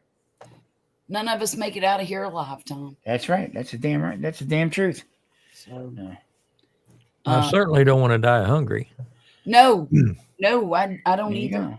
I told Maria, I said, here's the deal. Here's what we can do. I said, I got this side of the closet here is my fat clothes. This portion of it over here is what I'm wearing now. That over there is from 1985. We don't even want to look at that. Okay. So I said, it's between these two, but I'm liking that fat set. I'm really liking that fat set. That's coming back in style. Yeah, Oh, it never my- left. It never left. Let's face it, a fat guy can only have certain clothes, right? Right. So Right. it's always in style. Yeah. I just went through my closet last week and threw out so much stuff. And not because it didn't fit, just because it was either worn out or it was something that I found that I just never wear, whatever. Mhm. I made so much room in my closet, y'all. I had a craft bucket up there. And it was stuff I hadn't touched in a very long time. And I just started pitching it. And I did end up keeping, for those of you who know I did this, I ended up keeping the beeswax because I thought, you know what? I know I can do something with that. But hey, Mike, how are you tonight? Mike, what's up, brother? But yeah, I am really glad because now I've got other crafting stuff like my diamond paintings and my paint by number sets. And I also bought myself some acrylic paints and some canvases. And I think I'm going to try to get back into a little bit of painting. We'll see how it goes. Yeah. Do you have any wooden cutting boards? No. Okay. I was going to say, if you do, use the beeswax on it. Oh, yeah. I should buy some because apparently my son tells me that my plastic ones are putting nanoplastics in my food. Mm-hmm. So All we're right. all getting stuffed full of plastic because of my cutting boards. You can go down that rabbit hole with just about anything. You know Yeah. what I mean? Yeah. Just, Yeah. you know. And mean- what was the other thing he said? He's concerned about something in the food. What was it? Now my wooden cutting boards, about every 6 months, I'll soak them in mineral oil. Yeah. Yeah. I mean, I'll just put so much on it until it just puddles Yeah. and let it soak in overnight. Mm-hmm. I just did a couple of them today. I get it in Lowe's, bottle about that big. Yeah. You know, clean them. You know, put it on, rub it on a cloth, leave it go. It's I told my cheaper. That mineral oil is cheaper if you buy it at the drugstore Mm. Yeah, in the laxative aisle. Oh, okay. there it goes. About a third of the price. My daughter just got butcher block cabinets put in her house. They're beautiful. Yeah. But I told her, I said, you ought to really soak these down with mineral oil about every 2 months, 3 months. I said, and they'll stay gorgeous. Well, she didn't do that. Now they've got stains all over them. They use it for a cutting board. I said, girl, you're going to be replacing these in a year. I got a butcher block cutting board. Mm-hmm. It's probably 40 years old, Mm-hmm. and I Wow. just keep rub it down and No, she could sand it out Yeah. and then do it. But I told her, I said, you really need to do that. Well, I usually get a new wooden board about once a year because I throw mine in the dishwasher. Mm, And I mean, you shouldn't because they fall apart after a while That's if what they got happened to mine. cleaned. That's why I get a new one every year or so.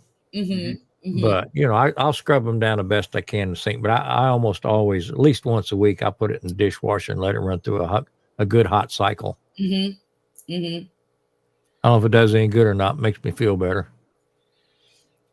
yeah, I got I do that too, Grumpus. When I had mine, or all my I have so many cutting boards because I've got granite countertops. It wouldn't matter if I used them, but I can't stand to put food directly on the countertop. It's foreign to me. That's right, exactly. I got an Oriental cutting board, round cutting board, straight from the tree, and that thing I could just put the knife into it, slam it down into it, take it out, and you see that go back together again. Oh, that's the end grain. Yeah. Yeah. So I oiled the living hell out of them. Okay. Yeah. And what you got to do is when you're done with them, wash them off. Mm-hmm. Yeah. Yeah. I every probably twice a week, we bleach everything because I do a lot of cooking with it. So I bleach a lot of stuff. And it was pretty funny because I had somebody ask me, So you're a chef, right? Yeah. Where's your knife? What kind of knives do you have? I said, brother, let me tell you something. I had no Sharp time. I had no time to go out and buy my own knives and leave them somewhere where somebody's going to use them. You're exactly right. So we went the way of we rented knives. Mm. 3 times a week they would come in, take them out, sharpen them, bring them back, or swipe the Mm. knives out. So Gosh, I should do that here. it was much cheaper that way. But I imagine. Yeah, Bonnie, I put mine in the dishwasher because I know they're going to fall apart for too long. Well, and nothing's made worth a darn anymore. Well, I mean, I kind of like cutting. I kind of like wooden cutting boards. I like buying them and trying different things, and I get tired of the same old boards. But I know it's not the best thing for them. Put them in the dishwasher, but I like that hot cycle I at do least too. once a week. That sanitizing cycle. Kill all the germs. I just put them outside. I have some glass The cutting. cats lick 'em. Yeah. And I really like using them for certain things, but I can't stand the sound that they make when you cut on them. What's that? The glass cutting boards. I cannot stand Drives me thinking of the edges of my knives on a glass cutting board. right. So I use my plastic ones a lot more. Mhm. The only time I use the glass one really is if the other ones are dirty. I have plastic and wood. In my house in Florida, I had put in maple countertops. Yeah. And I would just right by the stove. I had the one there, and I would sand it down when it needed it. Mm-hmm. You know, put the oil on it and stuff like that. And I had a piece that they cut off when they installed it. Okay, Mm-hmm. and I took that and I put that out in the shed. I got it here now. Mm-hmm. I got that. It's probably 2 inches thick, all laminated and stuff. Best one out there. Mm-hmm. But you could cut anywhere on the countertops, and just if you want it, sand them down, clean them up real good, mineral oil, just keep on Yep. moving. Yeah. Just keep on rolling. Nice. I've got one big plastic one that I use mainly for chicken, Right. Right. and that one I definitely throw it in the dishwasher. When I clean our kitchen, I have a bottle like this, and I use 90% alcohol and 1 or 2 drops of dish soap, and that's what I spray my counters with after I'm done scrubbing them down, and that kind of disinfects them. At least I hope it does. It's always worked. I ain't never killed anybody yet. You like the glass because I put them down on my counter. See, I do that too. That's what I do. In fact, I have one underneath my coffee maker on my counter. Just so it's not sitting directly on the counter. What is it with my thing about sitting directly on the counter? Weirdo. No, you're not. My wife's the same way. Can't stand it. I just don't like it for whatever reason. I don't know what it is. So I'll tell her, don't look. Right. Now, if it's in a Ziploc bag or something like that, I'll throw it up there.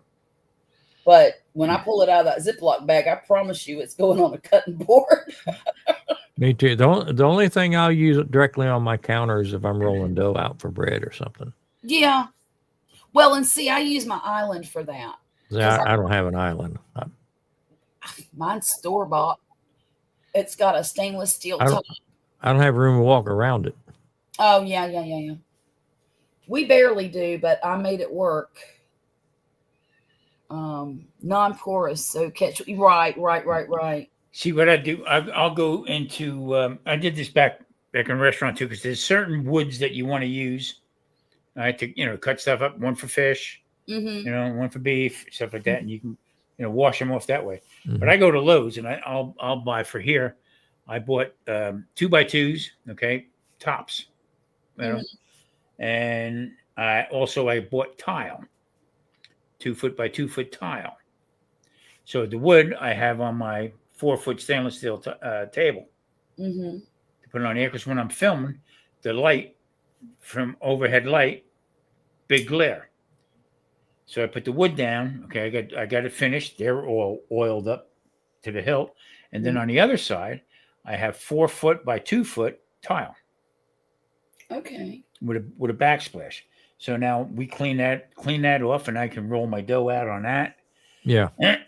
You know, I have the cutting board I put up on top to butcher my meats and stuff like that. So I got it pretty well for convenience, because even in a restaurant we had the vermiculite, we had them cutting boards. It was the whole line, okay, on the tops by the steam table and all stuff like that. So if you had to cut something, you had to do it, right away. So it was an 8-foot piece. I think it was like 1.5 feet by 25 feet. Okay. How do you clean that? We'd have to take it up, put it outside, clean it. Is it really clean? We have to bleach it and go through all that stuff. Right. I ripped it out, put wood in. Yeah. You know what I mean? With different sections. So If we decide to buy this house, that's exactly what I'm going to do. I'm going to paint these cabinets navy blue, and I'm putting butcher block countertops in. yeah, you can't go wrong with it, Charlotte. You can beat the living hell out of them, and they look great. Right. And not only that, but once you beat them enough that they look bad, you can just sand it out and start over. Bingo. Yeah. Scrape them down. Yeah. Yeah. I have oversized bamboo cutting board I use mostly for barbecue. Okay. I would like to get an oversized one that I could use out there with my Blackstone. And actually, I'd like to get a table that I could set out there and set things down on. They now have color-coded cutting boards, real thin. I've got some of those. Yeah. I love them. Yeah. Absolutely love them. They're lightweight. They're easy to clean. I wash them in the sink with a Scrub Daddy. Use super hot water to rinse them off with, and then I spray them with my alcohol. I call it. Well, I got this idea from. It sounds like a good drink. Yeah. Well, I got the idea of using the alcohol from a guy who cleans hoarded houses. He does it for free on YouTube. He's really funny. He's autistic, but he's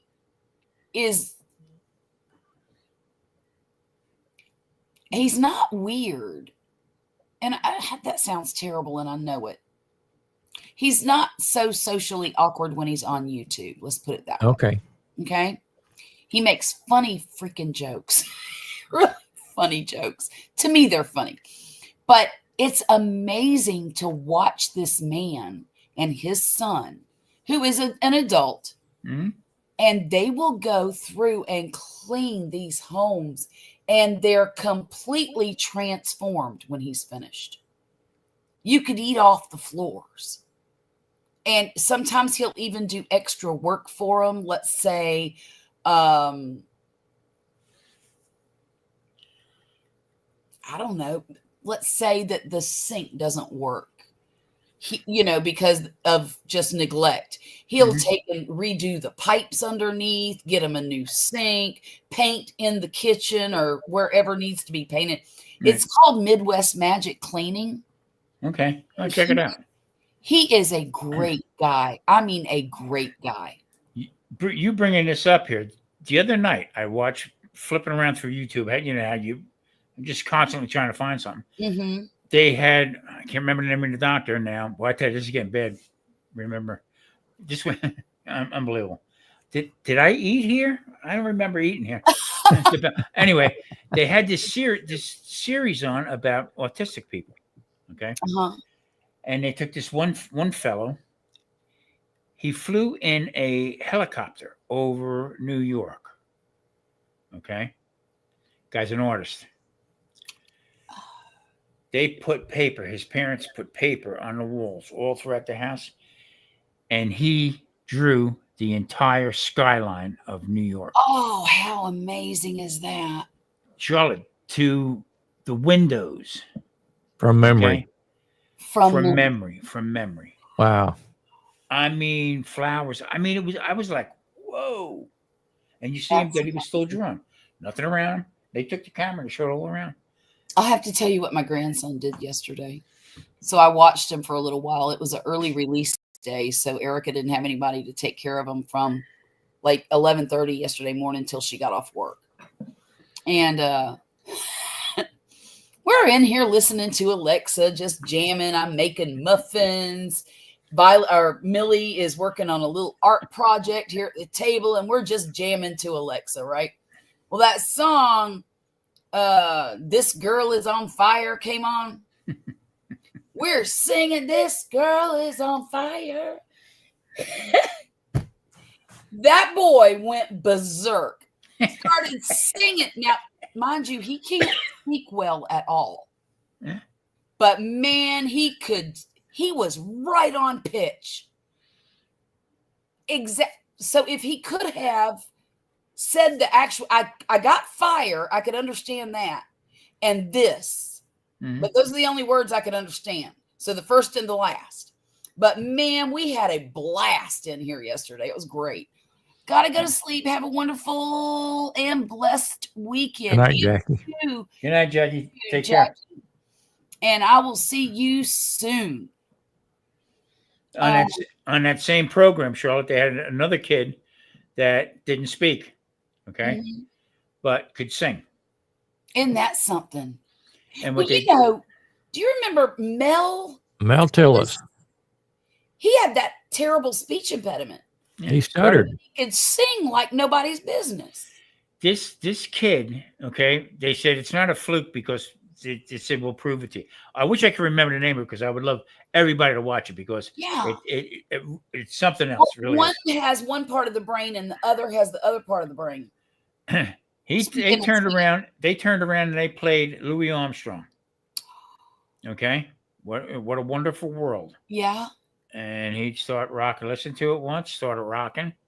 Okay. Then they did it without Louis Armstrong's voice. And he sounded just like Louis Armstrong. I'll be. Then they took a rap song from today. I don't listen to rap, whatever. Yeah. And this kid he got right into it, the whole bit. So it's like they're wondering, like, wow, what's going on with this? Mm-hmm. Amazing. Freaking amazing. So you can never judge a book by its cover, that's for sure.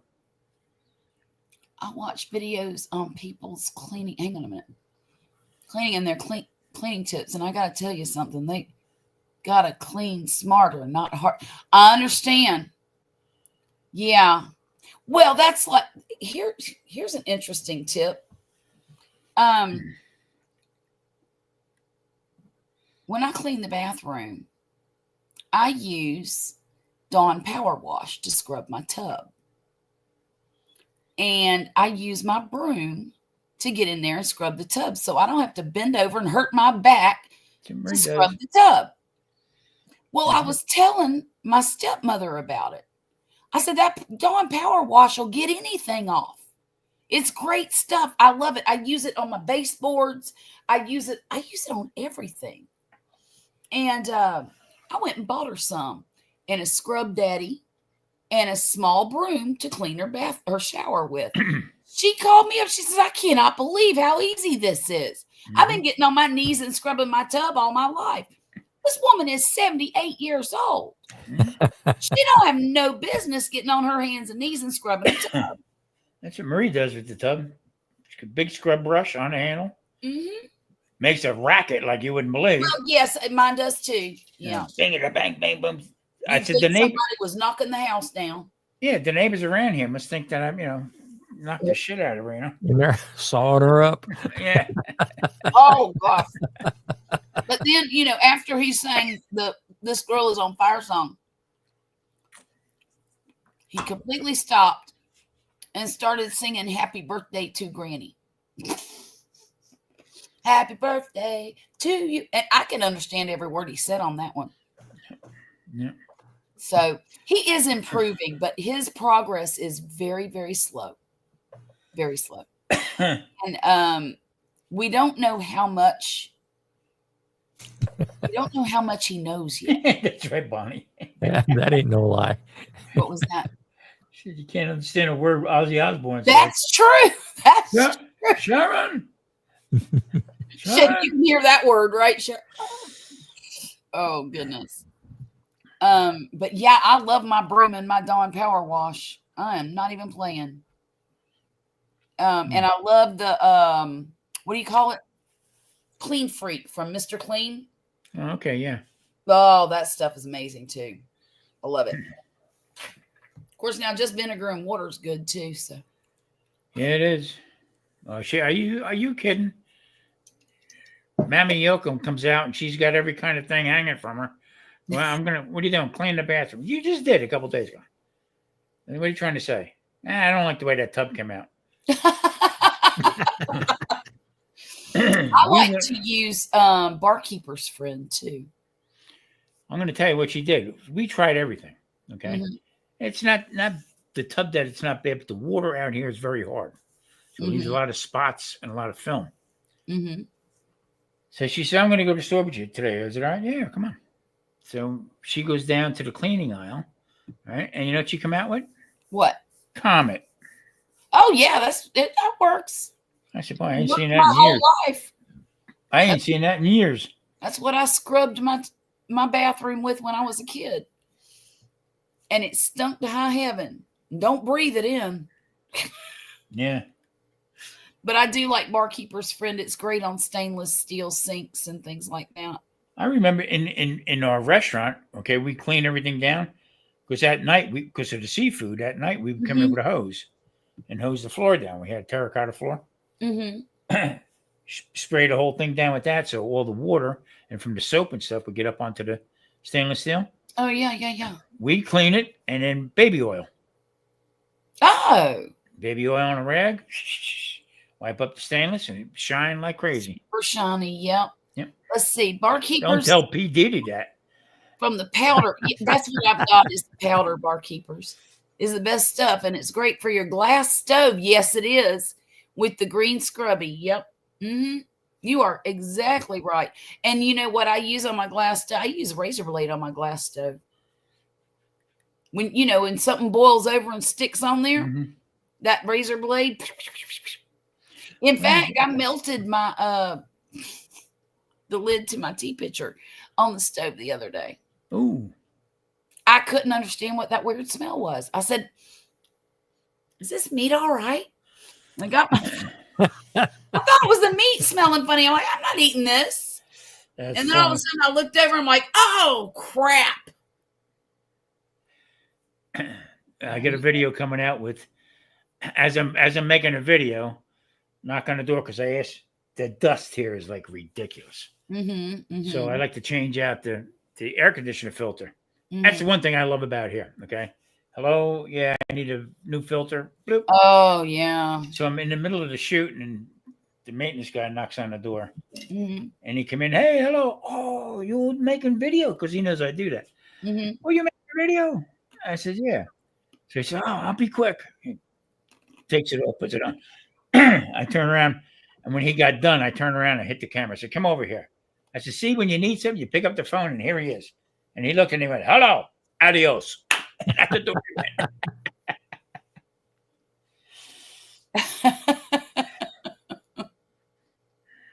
I shine all stainless steel with orange glow. I've never used that. It works great and smells great, but don't spray it. You spray your rag and then you use it, or you'll fly around your house, literally. Yeah, it'll get you looped. I didn't know that. Maybe I need to buy me some orange glows cheap. Because, hey, Mona, how are you doing? You're kind of late this evening, aren't you? What were you hanging out at Jessica's? Look, Mona, look. I got to show her the cucumber. Look at my giant cucumber. Look. It's as wide as I am.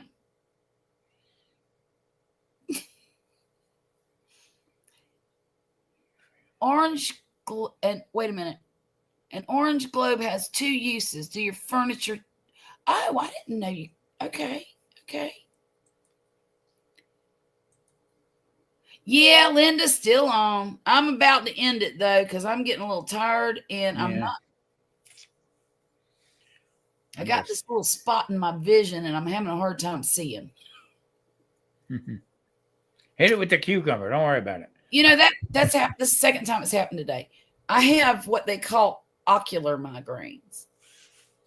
And if you look it up on YouTube, you'll see what it looks like. It's like looking through a transparent saw blade prism.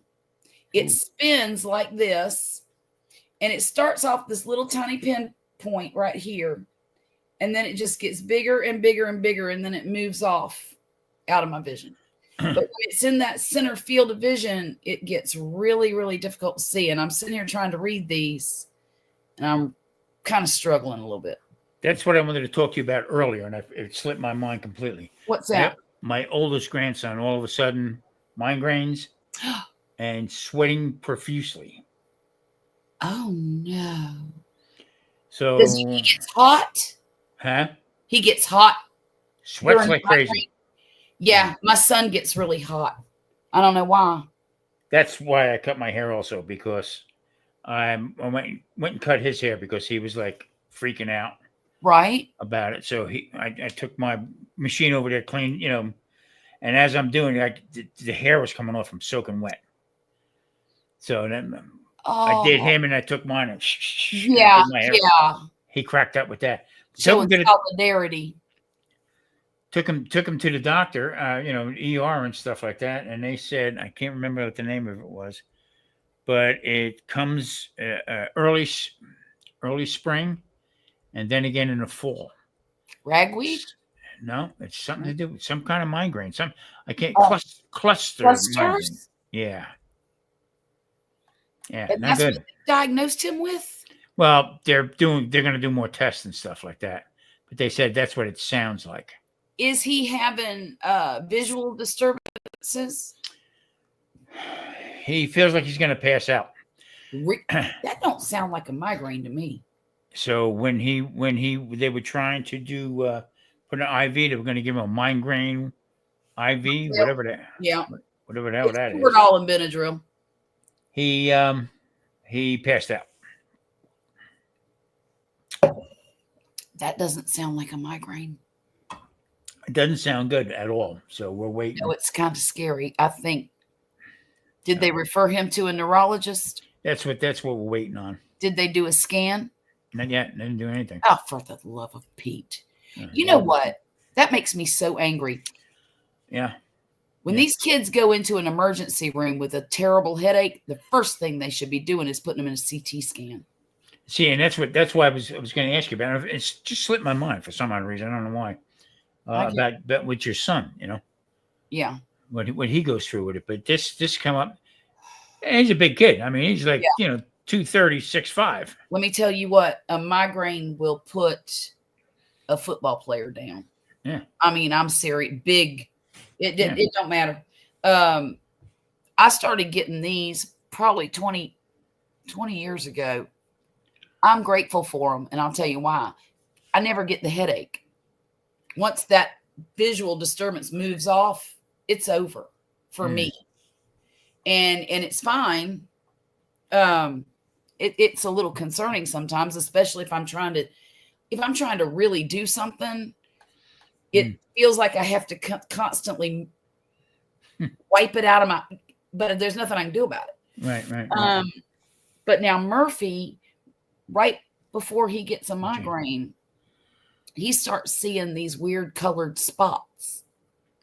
That's what he calls them. I don't know if they're circles or squares or confetti. Right, I don't know what it is, but he says they're pink and yellow spots.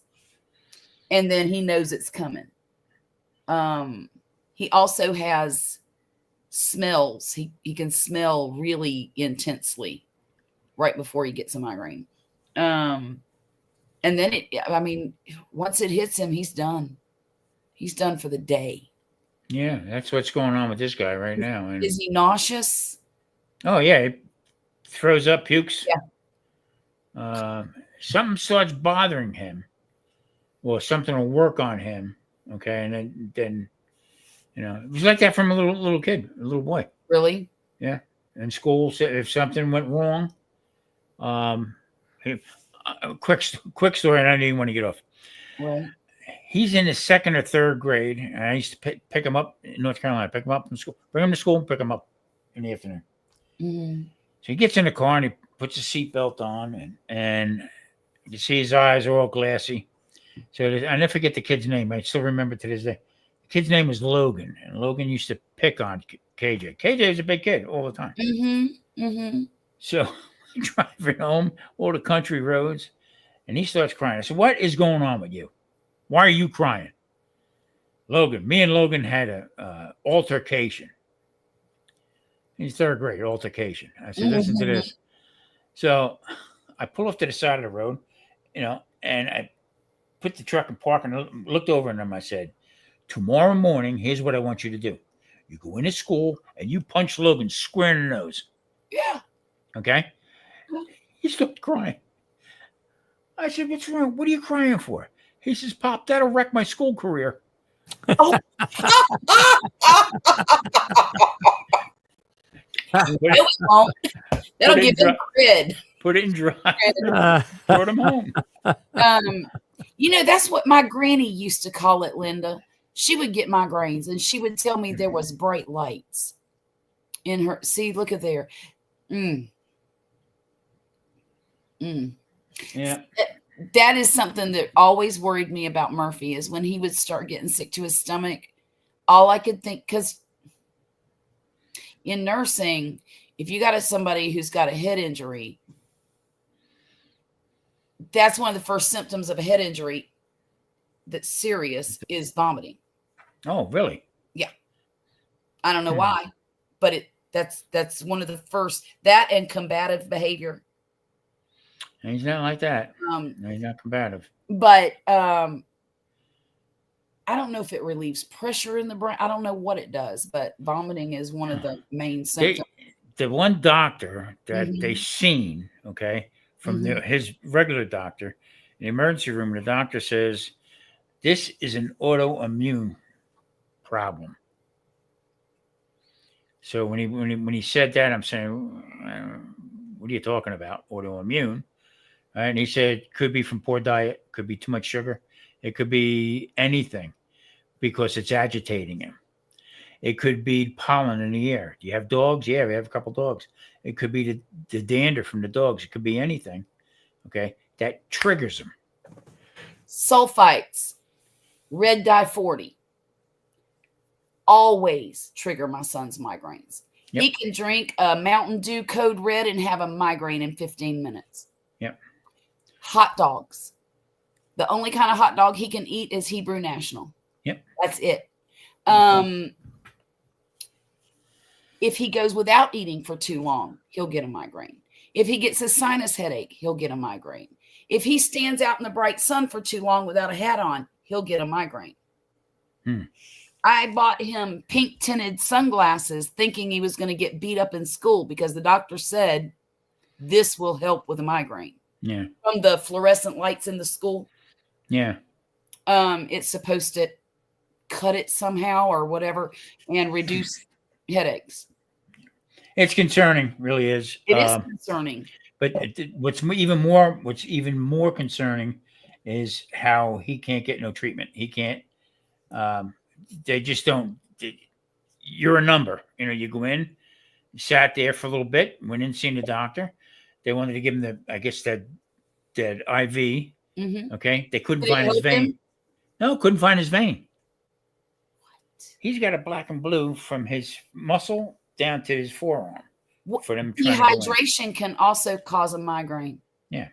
They've told my son, I keep 40 packs of water right here on my kitchen floor next to my island. He can come get what he goes through one every week, a 40 pack of water, because we have him drinking water constantly. Sometimes he'll drink it plain. I always keep those flavor packets in the cabinet in case he wants to flavor the water, but he is constantly drinking. Tell him to make sure he drinks a lot of water. Yeah. And it's there again. That's a sign of dehydration, is not being able to find the veins too. Yeah, right. Yeah. So it sounds to me like he was dehydrated, and they should have found a vein and got a drip going to rehydrate him. Exactly. My daughter said, "Pop, they panicked. They actually panicked when they were trying to get that." get that in. He told him, "Stop! I ain't going through this bullshit. Stop it right now." Well, yeah. So yeah, I think so, Linda. I think that's what's going to have to happen. I guess the old grandfather is going to have to go into the doctor with him. Well, that's what he needs is a neurologist. Yeah. I used to go to huh? How old is he? 22. Okay, so he can see a grown-up neurologist. Yeah. Yeah, Murphy's still seeing a pediatric neurologist. I used to go into the dentist and tell the dentist, let's not hurt each other, okay? Mm-hmm. I say that to mine too. It's a sin, really is. When I tell him if he hurries up and finish, I'll get him a margarita. we can buy him to go here. And me trying to lighten the load with the guy. He's my first grandson, Yeah, of course. Anything happens to him, I don't know what I would do, but Tom, I telling you something. There's a lot involved in migraines. Yeah. A lot. Yep. And it could be nerves, it could be food, it could be all of it. Mm-hmm. It could be something else that they can't see yet. Here's what they told him that it could be, Mm-hmm. but they got to run more tests, and that's what we're waiting on. Horton's disease. Horton's. That's whatever the hell that is. I said, Horton, here's a hoot. What made them come to that conclusion in the emergency room? Don't know. I don't know. I used to get migraines. I told him, trying to lighten the load with him. I said, if the Pop would drink a half a gallon of scotch, I'd get these terrible headaches. And, and he would just start laughing. But he's been, past couple of days, he's been okay, but still sweating like crazy. Yeah. So. Really? Yeah, that's what they said. And I don't know. Hang on. Yeah, that's right. That's right, Linda. Diagnosis based on symptoms, physical exam, and blood tests. Biopsy of the effect. Horton's disease is the exact cause is unknown, but the summary is it's known as giant cell arteritis. In the arteries, yeah. Arteritis, a rare inflammatory condition that affects the blood vessels, particularly those in the head and neck. Yep. Yeah, it could be, but it could also be classic migraine. Yeah, it could be warts. It could be, pimple. I don't know why they would bring up something like that, because the symptoms, I'm reading the symptoms here. Severe headaches, often in the temples. Where does it hurt him? Up there. His eyes, his temple, one side, the other side. Both sides up here. Both sides. Okay. Both sides. Yeah. That's odd. Yeah. Severe headaches, often in the temples. Tenderness and pain in the scalp. That's why I cut his hair. Difficulty chewing. Does he have jaw pain? No. Vision problems such as blurred vision or double vision. Fatigue and muscle aches. Fatigue, muscle, and puking.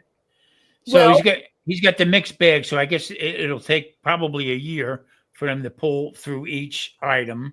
You know what I mean?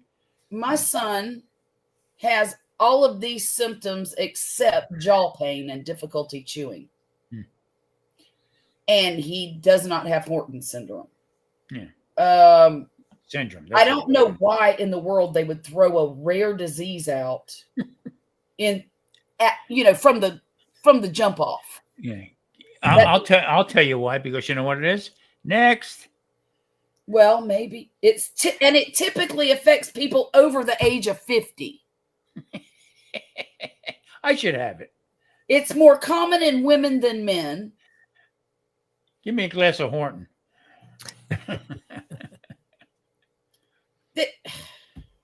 So that's the way our medical field turned out to be right now. They said I need to get this chest X-ray done to see if I have any problems with lung issues. They scare the hell out of everybody. Okay, and then you got to wait till August to go see. Yeah. Yeah. So here's what I tell my doctor. Ain't doing it. Hey, Lori. Lori, you came in just in time. Actually- You have to tell them they were blowing me off like I was whining over a headache after this CAT scan. They were life flighting you to a different hospital. Yeah. Yeah. I would demand a CAT scan too. I would. And here's the thing. Murphy just got an MRI with him without contrast last Sunday. We haven't heard anything from the doctor's office yet, which is good news because usually no news is good news. Yeah. If they find something wrong in your head, they're going to call you the next day and say, hey, you need to come in here. We got to talk. Yeah. Ask me how I know. Exactly. Happened to me 25 years ago. I wouldn't worry about that Hortons thing until you have a diagnosis. What I would do is try to prevent migraines by keeping him hydrated, figuring out what he's doing before he has the headaches, so you can keep track of that. What you can download a headache. Hang on.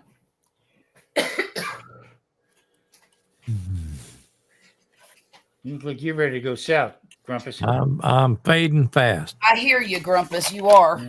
It's called, from the National Headache Foundation, a headache diary, and it tracks the date, the time, the intensity, preceding symptoms, triggers, medication and dosage, and did you get relief or not? Right here. There you go. See how full that is? Yep. That's 3 months Wow. for my son. That's Wow. 3 months.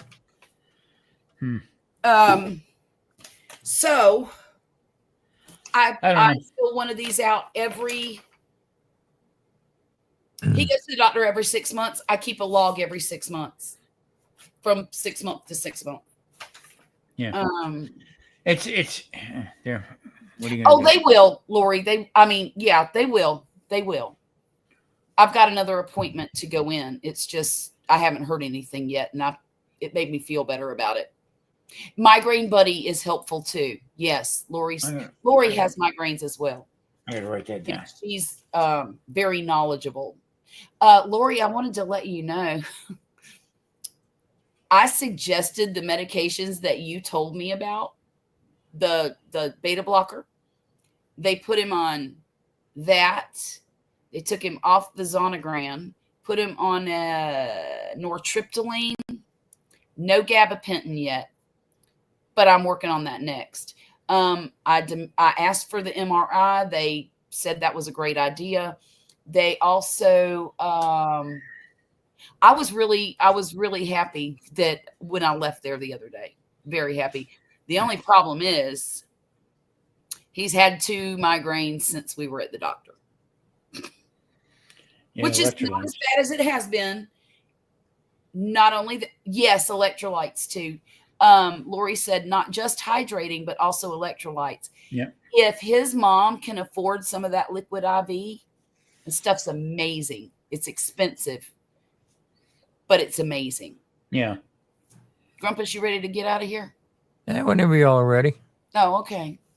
But no, I'll be thinking about him and just really try to make sure he gets hydrated, and also keeps a record of what's going on. Like, what is he doing before the headache? What did he eat before the headache? And you'll figure it out. It took us a while to figure out all the triggers.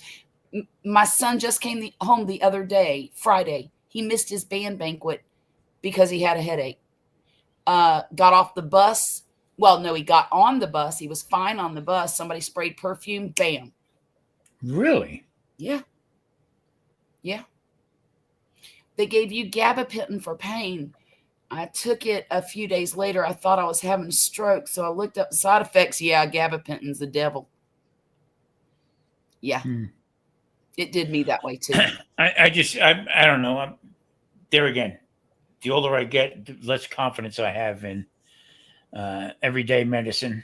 You know. You know what though? There's good ones out there, Tom. Yeah, no, I know that. I know that. But, like me, for instance, going to the doctor, going to be 71, they're looking for stuff. You know, I've never heard of Bowie Bowie. I'll have to look that up. Thank you. Yeah, Denise, we're still here. We're talking about migraines and Horton syndrome. Yeah. Horton here's a hoot. Horton here's a hoot. We don't know anybody with Horton syndrome. Boy. Tell Denise what they did. Denise, I'll tell him. Yeah. Denise, his grandson, who's 22, went to the hospital with a bad headache. They tried to give him a cocktail to end the headache, right? In the IV. They couldn't find his vein. And he told them to quit, so they did. Then they throw out this, well, it could be Horton's. Was it disease or syndrome? So it's a rare disease. Why in the world would a doctor be throwing out a rare disease like that when the obvious is right in front of him? I mean, initially the obvious is right in front of him. Yeah. So anyhow, that's my take on that. I think that what the hell is Horton's? I had never heard of it either, Denise. Yeah. It is an autoimmune condition that is extremely rare, and it's also known as GCA, giant cell arteritis. Sounds like gastritis. It affects the blood vessels, particularly those in the head and neck. So they're throwing this thing out. It affects more women than men. Typically affects people over the age of 50. He's 22. And then they're trying to call it cluster headaches. Do we know if it's clustered? Does he have one after the other? No, that's everything they threw That was out. the first one he'd ever had? No, he's been having them for a while, and went and seen the doctor. And the doctor put him on some kind of medication. Yeah. Never worked. Side effects, whatever. Yeah. And they took it off him. Then he stopped for a while. He was okay. Yeah. And then all of a sudden they start coming back. So this doctor says starts in early spring, and also in fall. So it could be. So they're picking at straws, and it's just not. Yeah, they are. They're picking at straws right now. Nevada. It's in Nevada, Linda. It's in Nevada. Yeah. Yeah. Anyway, I wish it was earlier in the evening. Well, Google told me it was rare, bone tired. But she said, but not usually in young people. See that? It's not that rare, but usually not young people. So my opinion was just to throw something out there, follow up with this doctor, neurologist, whatever. Mm-hmm. And Denise is a nurse too, by the way. Yeah, and we're still waiting to hear from a doctor. So that was, let's see, and how long ago was that? Last Tuesday. Not this past Tuesday. The one before? Yeah. Monday, I'd be making some phone calls. Yeah, my daughter is livid. I bet she is. She sees flashing triangles and floaters. See, I think my son gets pink and yellow floaters. I get that when I drink too much scotch. Yes, thank you so much, Jane. Disclaimer: the content on this channel is not intended to be a substitute for professional medical advice, diagnosis, or treatment. Thank you, Jane. Yeah. He does need a neurologist, headache specialist. She said, I guess that's what they're all together. I'm waiting 5 months to see my neurologist. Wow. Neurologists take a long time to get in to see, but once you get in to see them and you get on a regular rotation with them, it gets better. It's just getting in the initial visit. You know, we waited a long time for Murphy's initial visit. Long way from house visit. Remember? Yeah, When I was definitely. a kid. Well, guys, we're 1 minute away from 4 hours, and I'm sorry, but I'm going to have to end this thing because I'm starting to fade. Already? And, Grumpus is starting to fade, and I think I could probably talk all night if I had more tea, but I'm out. So I got to go meet up with the Sandman. Right. So thank you all for coming in. I will see you probably Monday at about 9:30 in the evening. I'm going to be making another cow, and I might even try making some flowers. I bought myself a sun hat, and I want to decorate it with crocheted flowers around the brim. So I hope to see y'all then. Y'all have a wonderful evening. Grumpus, Thanks thank for you. having me up. Tom, you too. Thank you. See you, Tom. Take care, guys. Everybody in the Y'all chat, care. have a good evening. Y'all have a good weekend. You too, dear. See you again real soon, y'all. Bye-bye.